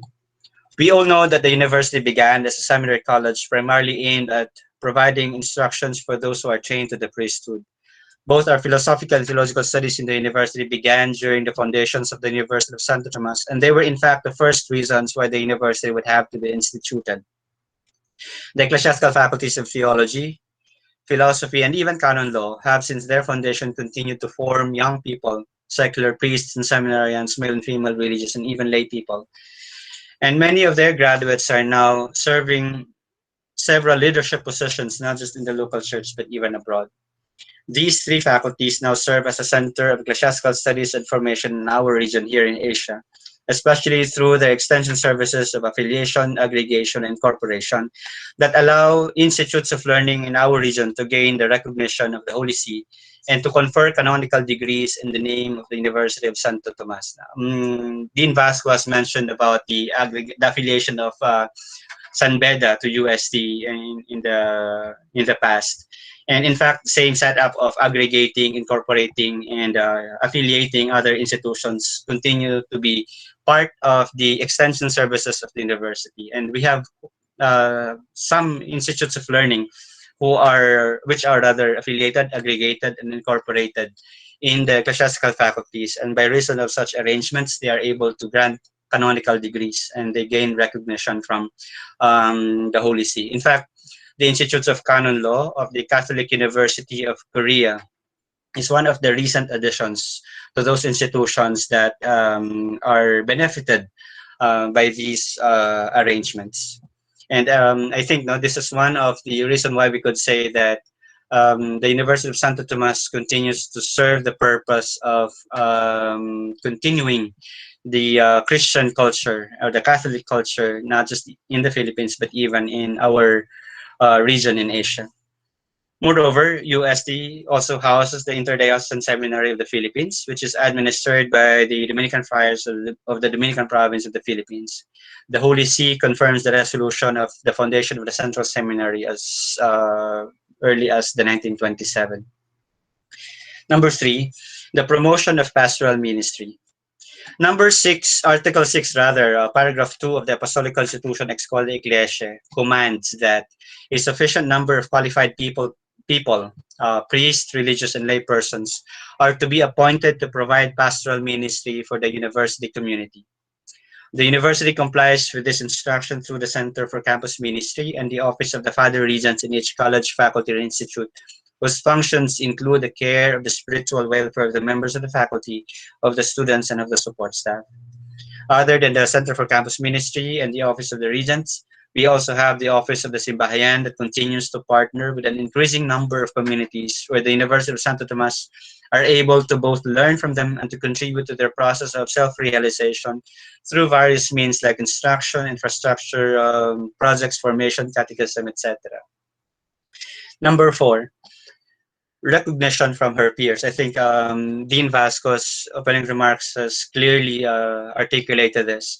So while maintaining her explicitly Catholic orientation, the University of Santo Tomas is able to gain recognition from among her peers as attested by her memberships in several networks and associations like the IFCU, the AUN, the ACU. And this is also attested by the increasing number of programs and the increasing number of programs recognized by accrediting agencies and growing number of centers of excellence and centers of development granted by the Commission of Higher Education. I think these are clearly explained by Dean Vasco in his opening remarks earlier. Though, as I have said, the previous listing is simply an initial enumeration of what we have as a university. I hope that they could help me show that the University of Santo Tomas, at least its present faith ecosystem, in its more than 400 years of existence, is able to both show its explicitly Catholic character as it continues to deliver the excellence expected of a university.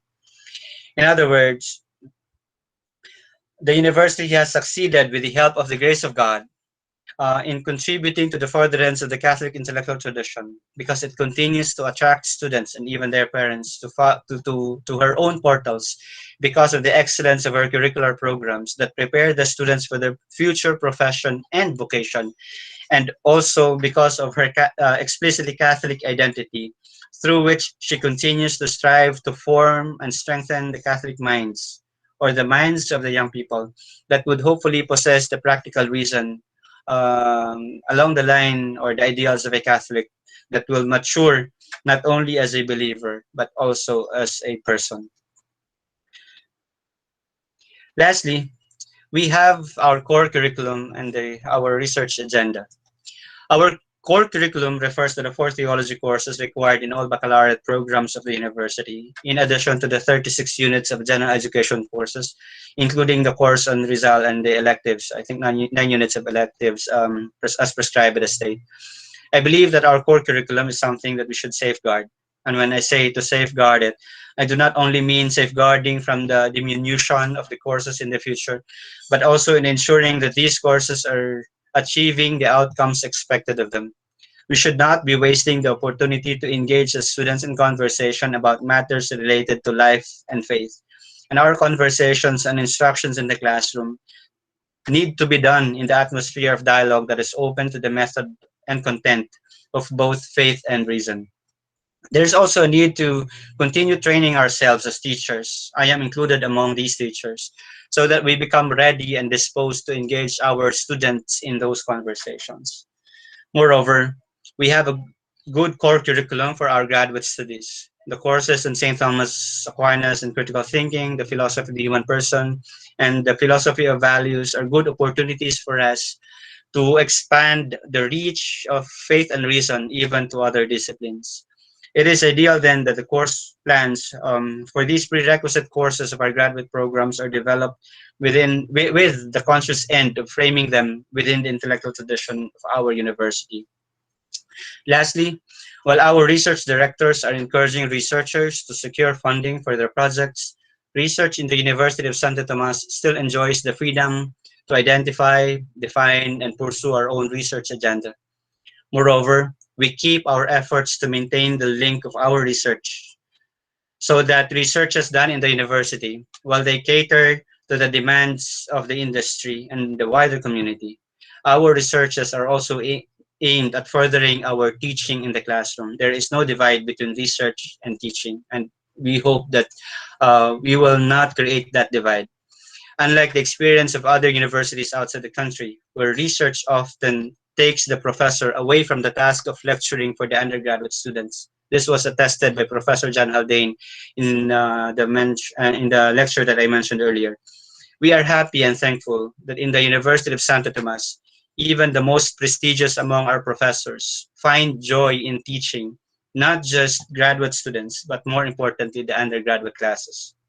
So we still see our academicians, our professor emeriti, and even our top professors and our top administrators, including our father rector, engaging our undergraduate students in the classroom. These are, I think, healthy indications that we are still doing the things that are expected of us as a Catholic university. Thank you. Okay, thank you very much, Doc Joel, for that wonderful presentation. So now we may open the floor for some questions or comments.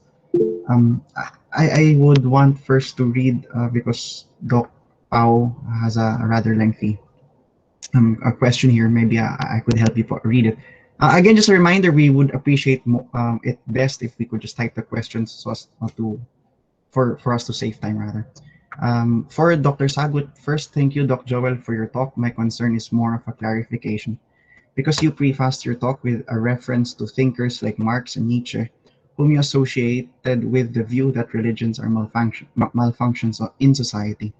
I wonder whether by simplifying Marx's or Nietzsche's views on religion this way, we're actually caricaturing their views instead of earnestly trying to understand what they mean by their criticisms of religion. Marx's remarks on religion is found in his introduction to the critique of Hegel's philosophy of right, where he says, religious distress, and this is a quote, is at the same time the expression of real distress and also the protest against real distress, end of quote. He also says religion is the opium of the people. Despite these remarks, or perhaps because of these remarks, I think that his critique is not as disparaging of religion as usually regarded. Instead, for Marx, religion is also a form of protest against against what affects us as wrong. Meanwhile, we caricature Nietzsche when we refer to his God is dead remark without fully laying down the context of his remark. This, of course, is found in the gay science, but the madman section of the gay science is not simply a disgruntled atheistic rant.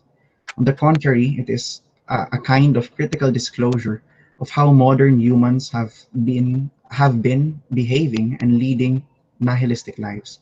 It is by no means a critique of religion. Rather, following Schopenhauer, Nietzsche envisions an intellectual type of religion or spirituality that responds to the existential experience of tragedy. Nietzsche's Birth of Tragedy is precisely an attempt to discourse on the experience of pain and death and the response of a focused ethos or a communitarian or response to these existential experiences. Yun po daw. Yeah, thank you, Doc Paul, for the question, because that would help me clarify the point that I'm not able to clarify.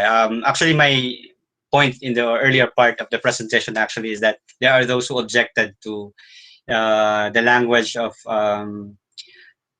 religion in the public sphere, and admittedly, I did not have enough time to go through them, and so I just have referenced the line that I quoted from Professor Miroslav Volf. No? And that's why the names that he mentioned were the names that I mentioned were actually taken from his work. And by with your commentary, it should remind us that a deeper reading of these philosophers could actually help us appreciate more the relationship of faith and reason.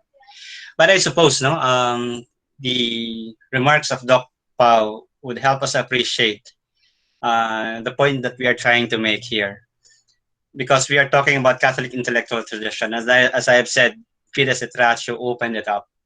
And Fides et Ratio even said that there is no single philosophical school that should be the reference for Catholic philosophy or for Christian philosophy. In fact, all philosophies, as long as they help us understand our relationship, our own existence, especially our existence as related to a creator and to the divine, they could help us nurture Christian philosophy.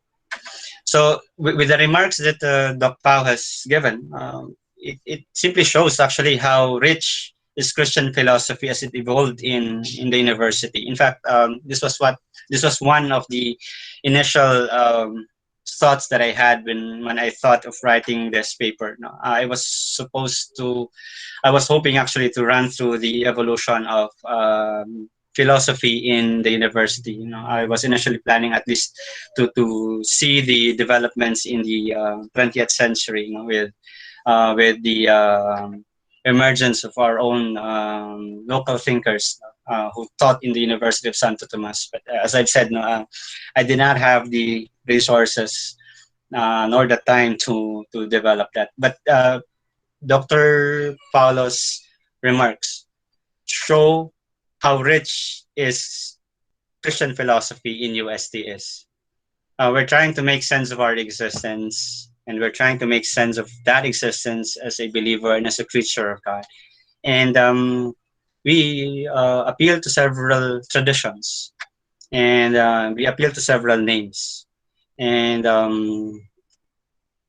I am thankful that Professor Pao has given his remarks, because that should help clarify, the hasty generalization that I made at the start of the paper. But my point was simply that even if there were objections, we continue to say that at the core of our philosophy Christian philosophy is really the admission of that non-opposition, at least, if not at least non-opposition, but in fact, it's the complementarity of faith and reason in the way we do philosophy. So thank you, Doc Pao, for that one. Okay. Thank you, po, Doc Joel. Next question from Jim. Good evening. Doc Joel, thank you for your insightful presentation. The rising tide of neo-atheism and secularism have contributed to the widening abyss that separates the function of the church from the function of the state, as well as to the relation of faith and reason. Christian values and other religious convictions have been undermined in this postmodern economico-political spectrum. Given this decay of religious faith, what would be the present task of believers and religious institutions in redeeming the philosophic dignity of faith in the academe and its critical role in society? Yeah, in fact, this is one of the fundamental issues that I was trying to look into actually when I was developing the paper. And I actually thought of this when I thought of giving a remark about UST's philosophy program or theology program. But I only ended with the 3 points that I raised earlier, of what the Catholic University could perhaps do in helping us sustain our Catholic intellectual tradition. And the first of that is our journey to our authenticity. And I think the Catholic universities actually share with those many others who actually lamented the reduction of humanities courses in our general education curriculum, because it, in a sense, it deprived our young people of the opportunity to ask questions related to themselves, to the way they live in the society, and even to the way they relate with their God. So in Catholic universities, I think it's important to really also include in our course programs the opportunity to discuss these fundamental questions in our human existence, especially because we're dealing with young people who are still trying to find their way also in the world. So I think we have to continuously reflect on the core curriculum that we have.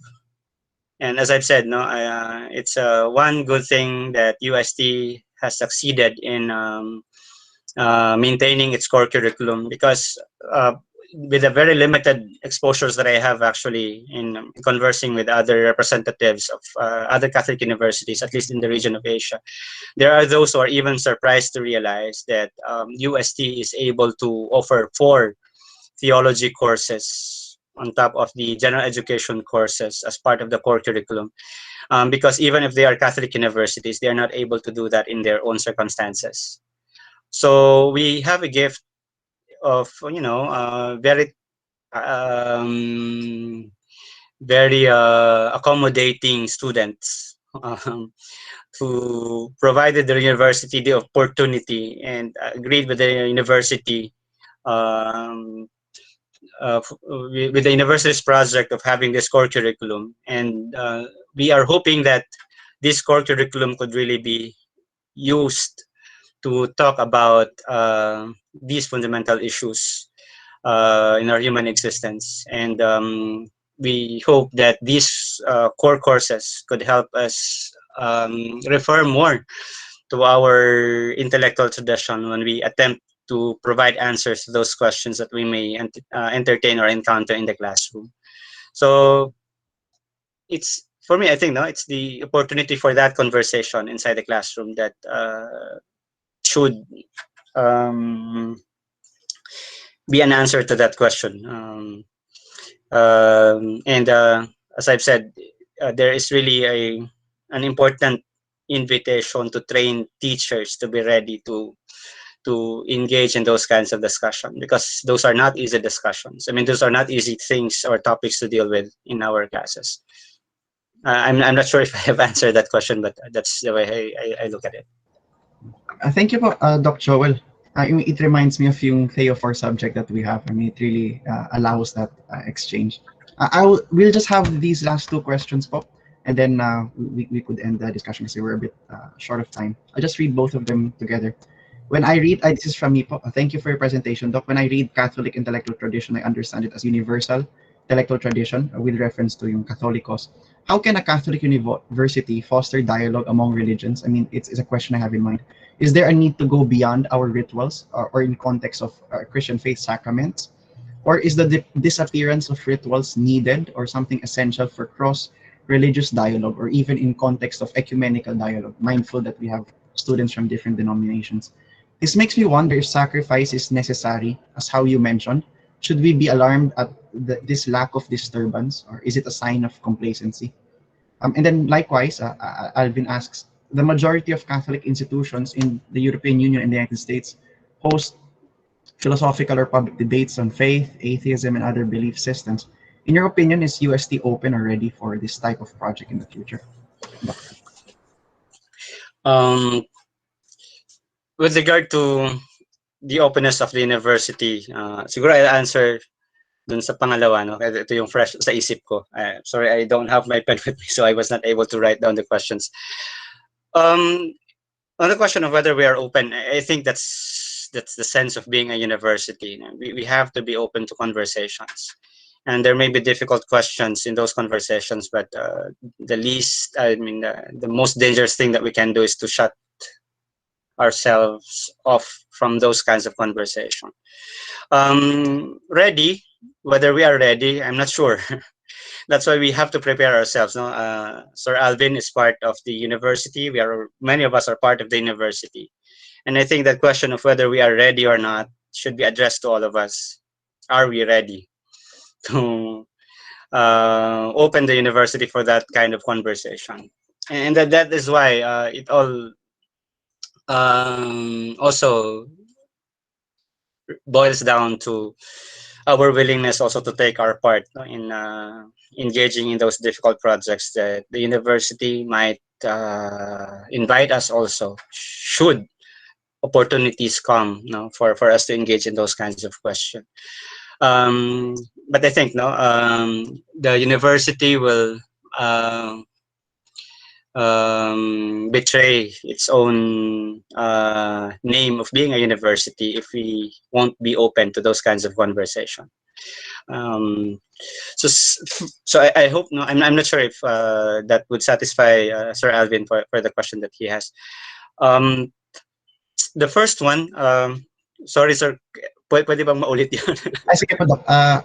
How can a Catholic university foster dialogue among religions? I think this could be really connected to the question of Sir Alvin. Is there a need to go beyond like sacraments in outward expressions of faith, or is the disappearance of rituals, quote unquote, needed for cross-religious, intercultural, or even in context of ecumenical dialogue? This makes me wonder if sacrifice is necessary. It's how you mentioned earlier, quoting. Should we be alarmed at the lack of disturbance, maybe in context of the university of ourselves, or is it a sign of complacency? Yeah, thank you for the question. I think the talk about ecumenism in interreligious dialogue is even one whole genre in the area of the. I suppose that we could fairly say that the church has been constantly asking that question. The university, however, has, I think, has to improve more on that point, because we really lack. This is something related to what I've said earlier. Whether we are ready or not, it also boils down to the question of whether we have people who can engage with the work. So it's one program in the area of theology, and it is continuously being reflected upon, and there are many efforts done actually to engage in these dialogues and conversations. But if you'd ask me personally, one thing that I've learned in reading Alasdair MacIntyre actually is in affirming that we can only speak on behalf of the other, and we can only speak openly to the other if we have established friendships with that other. So I believe that if we would want to engage in dialogue, we would have to be friends first. This is one thing that I've learned really from McIntyre. It's so difficult to engage in dialogue with someone who is aloof to you, someone who is not even friendly to you. No? McIntyre would say that we always bring with us our pre-philosophical convictions. We engage in conversations with the other. And those pre-philosophical convictions would actually affect the words that we say and the words that we also accept from the other. So I think the first thing to do is really to establish those relationships that would allow us to become at least friends. So I've heard, for example, we have Dr. Baibado and Dr. Season who are working with religions for peace, if I'm not mistaken. And their effort actually is first to establish friendships with people from the other religious traditions, particularly with the Muslims in the South. And they are very good friends with many of the leaders in the South. And I think that's a very good move. No, that's a very good start, because I think without that friendship, it would be difficult to listen, and it would be difficult also to converse, especially if it pertains to things that truly divides us. So kung wala tayong hinuhugutan na samahan, baka mahirap ang pag-usapan ng mga bagay-bagay, lalo na kung hindi talaga tayo nagkakasundo sa mga bagay-bagay. And sometimes our saving grace is just the existing bond or ties that we have that becomes incentive for us also to listen to the other and to speak openly to the other. That's the short response that I could give to that question. Okay, thank you po. Doctor. I'm sorry for the other people who have questions. We're running out of time po. So once again, thank you po, Doc Joel, for your talk, and we greatly appreciate po your presentation. Salamat po sa pagpasensya and for bearing with me. Thank you po. Okay, now we'll move on to the paper presentation that we have for this evening. Let me just read the bio note before he begins. So Beaujorne Sirad A. Ramirez accomplished his final defense for the MA Philosophy program of the University of the Philippines, Diliman last December 7, 2020. While waiting for the signatures of his official graduation, he continues doing research on philosophy with a special focus on the works of Hannah Arendt and Mikhail Bakhtin. He also holds a license to teach since 2018 from PRC. In line with this, he has been teaching Introduction to Philosophy under the Christian Living Education program in the senior high school, at the senior high school level since 2016. At present, he is working with two publishing companies in the country, focusing on module editing and on a special project for criminology students. He has written book reviews for certain journals, contributions for magazine and journal articles, both here and abroad. So we welcome Beaujorne Sirad A. Ramirez with his presentation, The Implications of the Private Beginnings of Philosophy in the Philippines, an Arendtian View. Okay, naririnig ba ako? Yes. Okay, share ko lang. Nakikita po ba yung slide? Yes, okay. Now it's Okay. For this one, medyo rush yung magiging presentation ko given the time that we have. And then, if you're going to see na baka may mga grammatical mistakes, you could just notify me, and then we're looking forward for comments and suggestions. Or if you totally disagree with what I'm going to say tonight, go lang. Okay. So, by the way, the pronunciation of my name is Beaujorne Sirad A. Ramirez. So my paper is entitled The Implications of the Private Beginnings of Philosophy in the Philippines, an Arendtian View. For the introduction, so 2021 marks the celebration of the 500 years of Christianity in the Philippines. Besides a gift of faith inherited from the Spanish colonizers, the country inherited as well a certain system of philosophizing. This is proven by Dr. Alfredo Coe in his essay, In the Beginning, a petit, personal, historical narrative of the beginning of philosophy in the Philippines. The University of Santo Tomas, as the oldest institution of higher learning since the Spanish occupation, has offered philosophy. By the way, I don't know how to pronounce his name, but I know he's a teacher here sa UST, Levin Lau's essay entitled The 19th Century Thomist from the Far East, Cardinal Zeferino Gonzalez OP, showed the significance of a Thomist whose mind became crucial in the creation of a papal document entitled Aeterni Patris. By the way, this is just a recent release sa Filipiniana Sacra, and it's a good read. And take note, in the said essay of Dr. Alfredo Kong, he praised the philosophy book, The Aristotelico-Thomistic Logic by Angel de Blas OP. More so, it became a standard philosophy subject in the country, as claimed by Dr. Alfredo Kong. If this is the case, then how did the country end up today with problems of anti-intellectualism? In an article written by Julia Jasmine Madrazo Santa Romana, smart shaming and anti-intellectualism in the Filipino culture were analyzed. According to the author, high intelligence is seen as a negative trait in the country.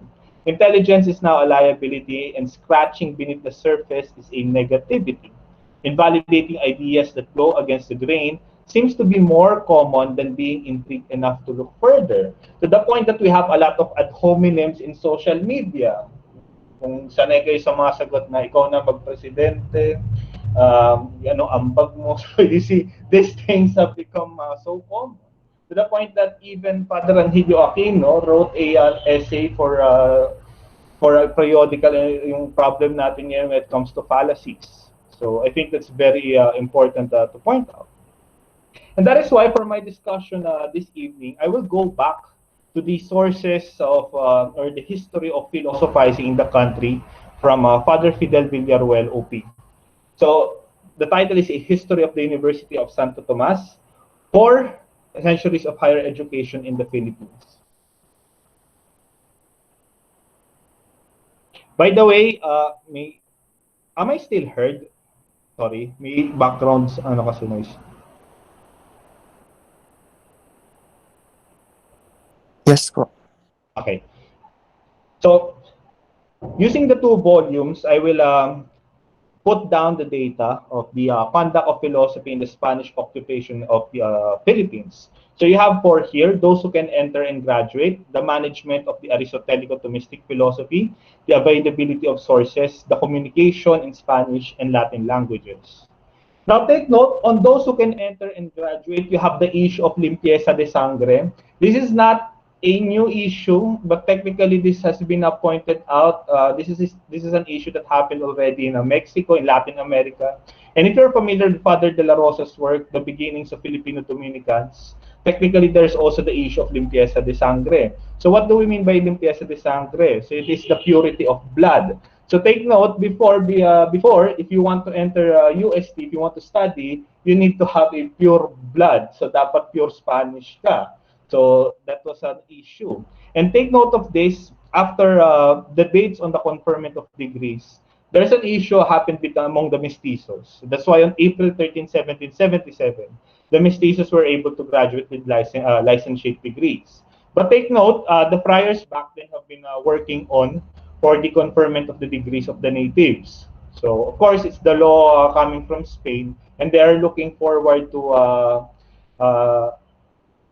be flexible on certain things. And then another issue is the loyalty to the Spanish crown. So in 1785, an inquiry was made to 2 prospective graduates.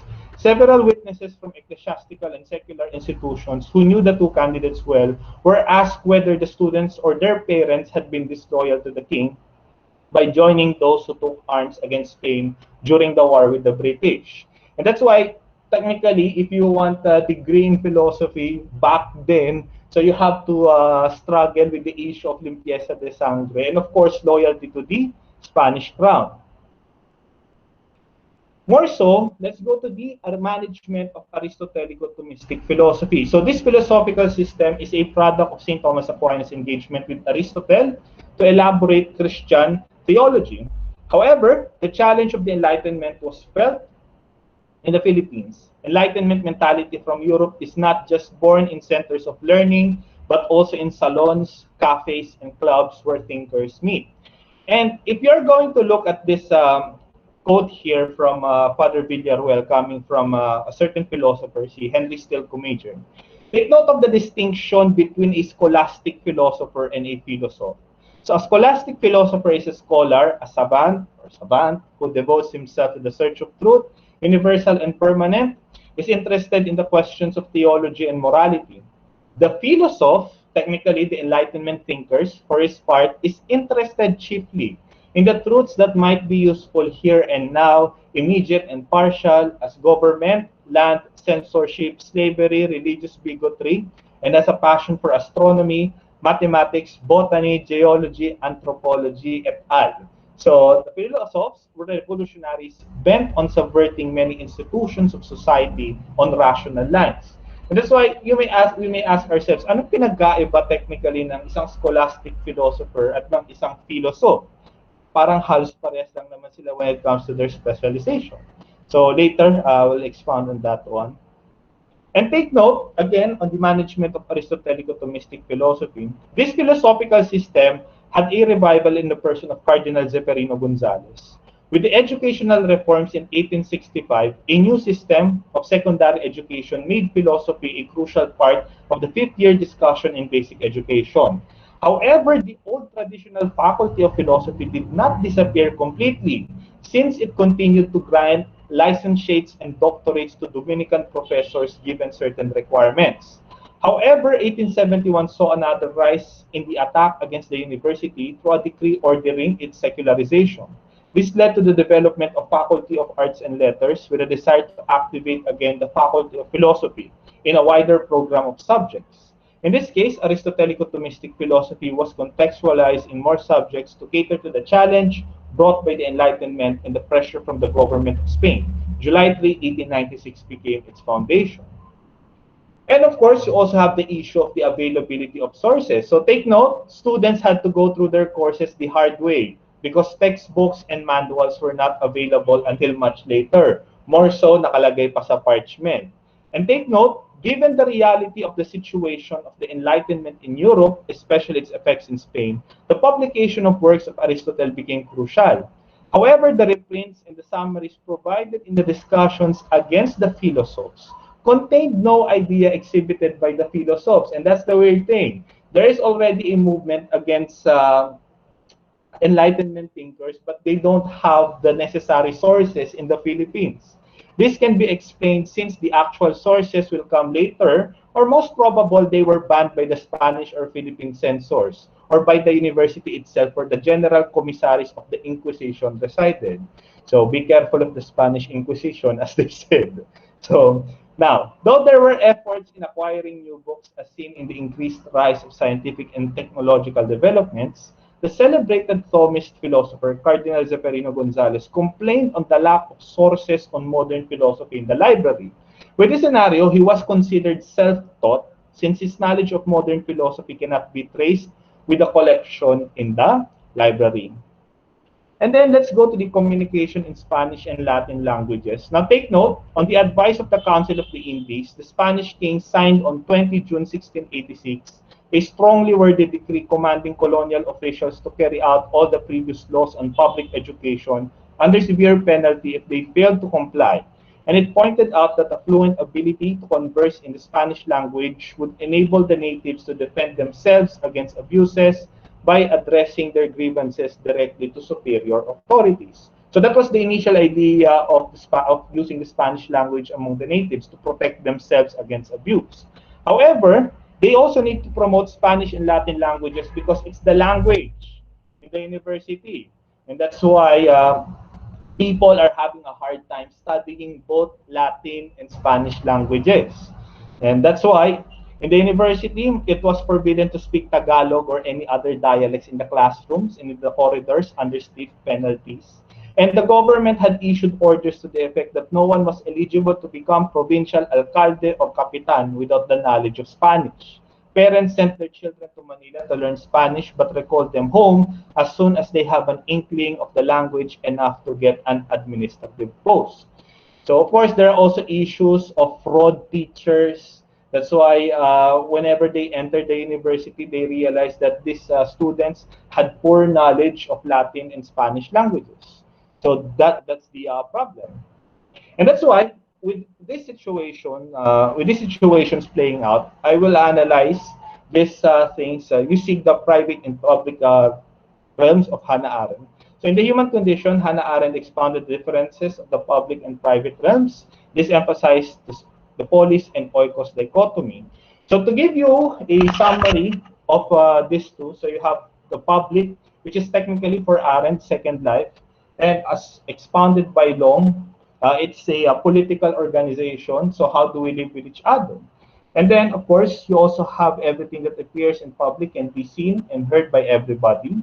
And then, of course, it signifies the world itself, insofar as it is common to all of us and distinguished from our privately owned place.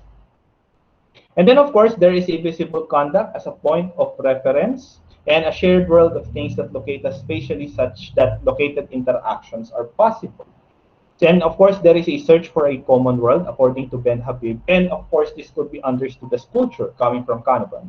And then, of course, you have the private realm. So this is the first life of any individual. And it's under the household, which is a natural association. And as expounded by Arendt, it's a deprivation of things essential, deprivation of being seen and heard, deprivation of possibility, deprivation of others. And take note, according to Hall, private realm provides factual information of whatness. So yung tipong we reduce a person to that whatness. And then we also have the idea for sustenance and protection, life and welfare of the species. And that is why I'm going to expound on the private beginnings of philosophy in the Philippines. With this discussion, this paper argues about a private beginning of philosophy in the Spanish colonial era.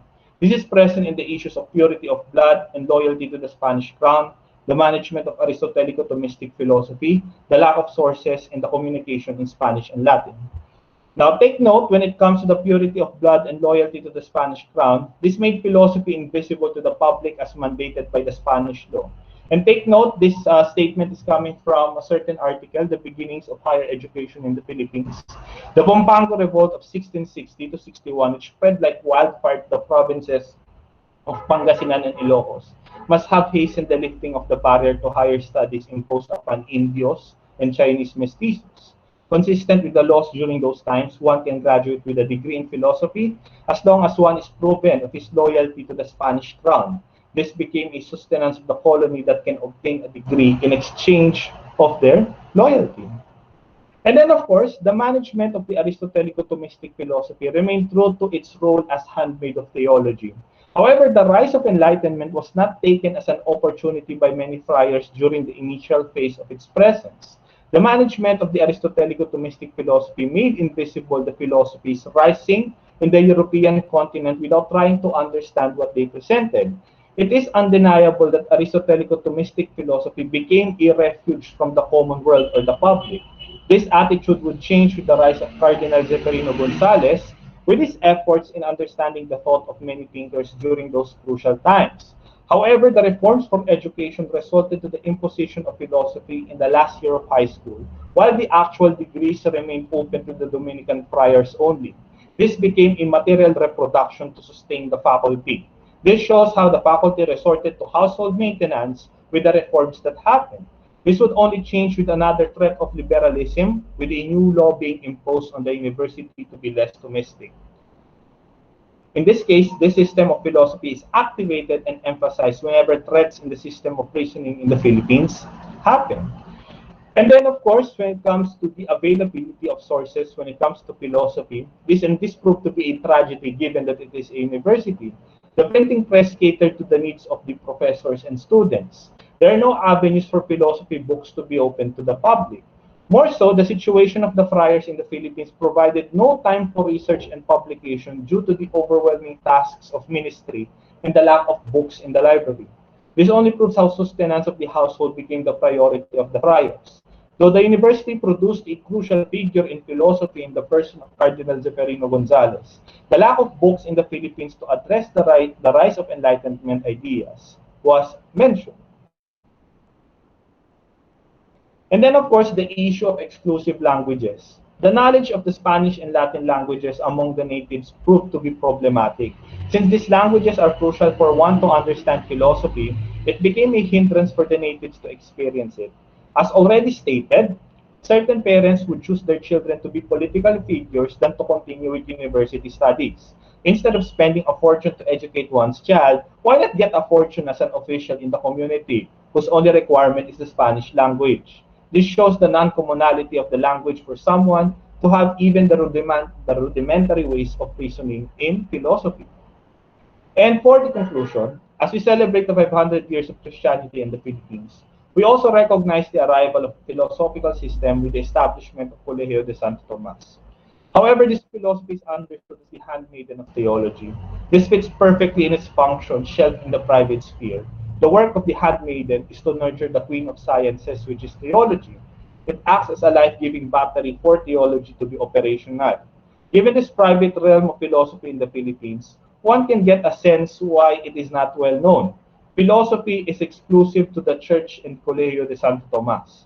In addition, there are conditions for one to profess philosophy back then, given that it is a university degree. These conditions include the limpieza de sangre, the loyalty of the Spanish crown, lack of resources, and of course, due to the Inquisition when it comes to censure, and the ability to think and speak in Latin and Spanish languages. Given these conditions and exclusive spaces for philosophical discussion in the Philippines, it was deprived of full development since it served as a preparation for the higher science.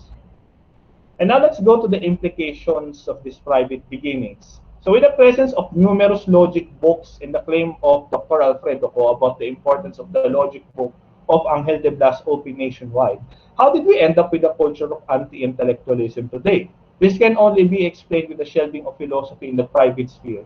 This shows that Aristotelico-Thomistic philosophy is a foreign system of thought exercised in limited spaces. This explains why certain biases circulate that the study of philosophy is understood as a preparation for priesthood.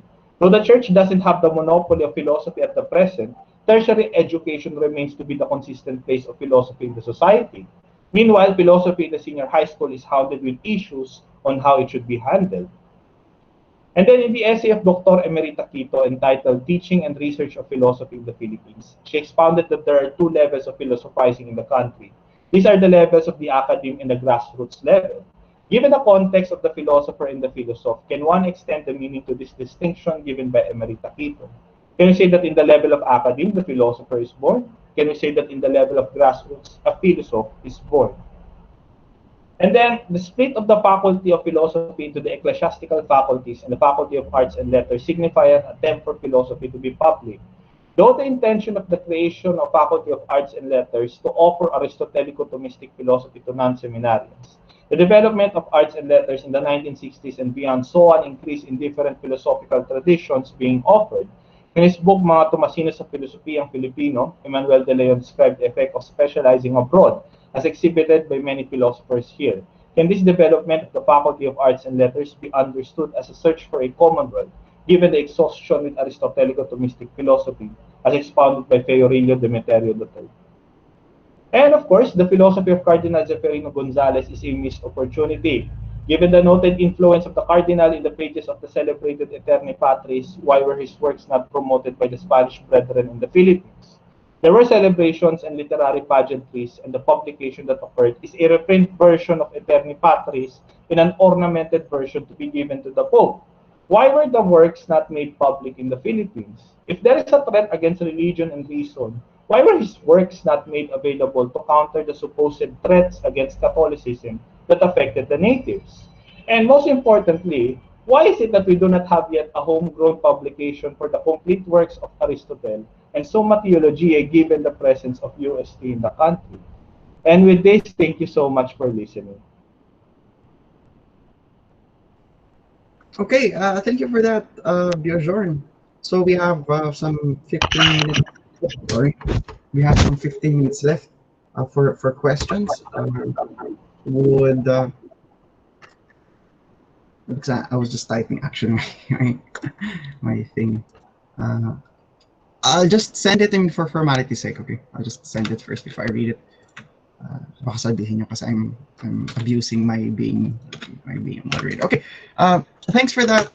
I'll just read my question, Beaujorne. Thanks for the paper. It seems rather historical. Sorry, though which I'm unsure about the philosophic bent, if not a seeming repetition of Father Villaroel's writings. Is the university faulted for its Thomistic bent? One must consider that the country, the Philippines, was colonized. Of course, the novelties found in Europe would definitely not have reached the colonized land almost immediately. So it would take much time. You mentioned in your abstract, this paper argues that these scenarios, and you've mentioned it now actually. How has this been articulated? I mean, I just don't really get it that much. Is philosophy lacking from the public realm, according to Arendt, because of the dominance of Thomism? is there really a connection, or maybe you don't have to answer that, maybe just this next question. Is there really a connection between an abundance of logic books and an anti-intellectual public? I would not use culture because that's too strong of a word that is not really established or has not been established in your presentation. Okay, so regarding that one, I emphasize that technically philosophy is a foreign system that came to us. Kaya nga, I mean, until now, people have issues with Filipino philosophy. How do we really understand that one? So I think that's a very important. Kasi yun nga, ang dumating sa atin is technically serves the Catholic Church. Though of course we have developments, recent developments. Pero yun nga, we have to understand that this kind of philosophy is existing in limited spaces. That's why you have the universities. So of course, you can also argue that you have it now in senior high school. But technically, we have other issues in senior high school when it comes to handling philosophy. So when I talk about culture, yung culture nga, there's a proper reasoning. However, of course, given the conditions during those times, hindi talaga siya available to the point that it became an elitistic notion of when it comes to philosophy. Kaya nga, technically, we have a problem kasi nga kung sino pa yung namimilosopo, parang negative yung tingin. Parang you're just mumbling something na baka hindi naman nagigets ng tao.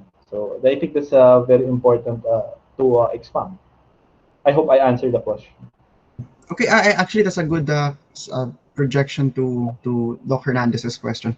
Did the private beginnings of philosophy in the Philippines also imply that the elitism of how philosophy is done, its Manila centricity, is something that continues even in our time? I would just read it in junction with the comment of Dean Vasco. Philosophical traditions are either essentially Greek, Indian, or Chinese in Asia, I presume. Greek, Indian, or Chinese worldwide. Any further development sprang from these civilizations. As such, when introduced to other geographic regions, it is foreign. Okay, so ano yung tanong na sasagutin ko? Sorry. Is it Doc Mike? Kasi parang yung kay Dean Vasco. Dean Vasco just gave a comment. The question is from Doc Mike. Okay.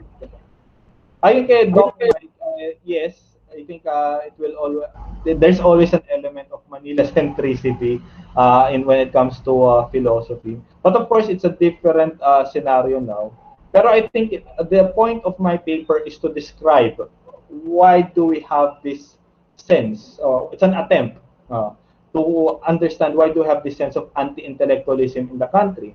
Because sometimes, of course, we might put philosophy in the pedestal since we profess this, but technically this is not really that part of our culture, so to speak, because right now the philosophy that we profess is technically the university or the academic philosophy that we inherited from the Spaniards. Though of course people would argue that technically this is hindi na kontrolado ng simbahan, yes, but technically it stays in the university. So I think that's very important that we emphasize. The question now is how do we expand outside of the university? Because if we are claiming that there is a crisis of reason in the Philippines, especially when it comes to politics, then we must understand where did philosophy place itself in the history of the country. But of course, if you're going to look at it, technically it's very elitist. You need to study Spanish, you need to enter into a university. So can we have a certain kind of philosophy wherein people reason out properly and not just simply go ad hominem against each other? So I think that's the point that I am looking into. So thank you for that, Beaujorne. There are no questions right now. I hope you don't mind. I actually have another question. I'll just out here. Perhaps we are still in search for a Filipino philosopher, considering that our nation is still young. Hence, we need brewing of ideas still. Another comment of Dean Vasco. I would just want to ask another question, if you don't mind. I understand that philosophy. Let me just read it here. I understand that philosophy is socially informed, and thus in history it was brought to the country via the Spanish colonizers and also the missionaries, to be particular. Is there therefore that need, I mean, from your position, from your paper, is there a need for philosophy to enter the public sphere, quote unquote public sphere, perhaps in Aaron's view, or do you wish that like the university open up, like these private spaces open up more? So does philosophy leave, or this opens? Okay, regarding that one, I would agree na open more. Kasi, I mean, we already have centers. So the question is, how do we expand? So I think that's going to be a challenge. And that's why actually may part to pero saka na yan. Kasi the problem right now is of course we're doing a lot of things, especially in the university. So yun yung tanong, how do you expand as a proper activity and not just a product of labor? So, ayun naman yung parang gusto kong i-check kasi nga, parang nangyari, we're doing a lot of things kasi nga, it's a teaching profession. So, of course, in this country, kapag pagpilo ka, most likely, magtuturo ka, or technically, you'll be having law or theology. So, ayun yung usual. Pero how do we incorporate this in a more public sense? Yung walang alienation ng private language. Because at this point, of course, when it comes to philosophy, we use sophisticated terms. Pero the question is, how do we make this, toned down for others na talaga namang hindi immersed, but they're just using it for everyday purposes, not because they're looking for grand reasons why these things happen. So I think ayun yung gusto kong tingnan. So I hope I answered the question. Okay. Yeah. Okay. Thank you for that, Beaujorne. Just a note for everybody: the Jillian has sent the evaluation form for today's session here. You could just click on that link, please, and please fill it up. So if we don't have any more questions, I think that would be the end. Thank you very much, Beaujorne, for that presentation. And also to everyone, we would want to thank all of you for coming here to the first day, and we hope for your continuous attendance throughout the conference. We'll have more exciting papers throughout the week. So thank you once again, po, for coming. Please don't forget to sign the fill the evaluation form out, and we'll see you again tomorrow. Please stay safe. Thank you, po.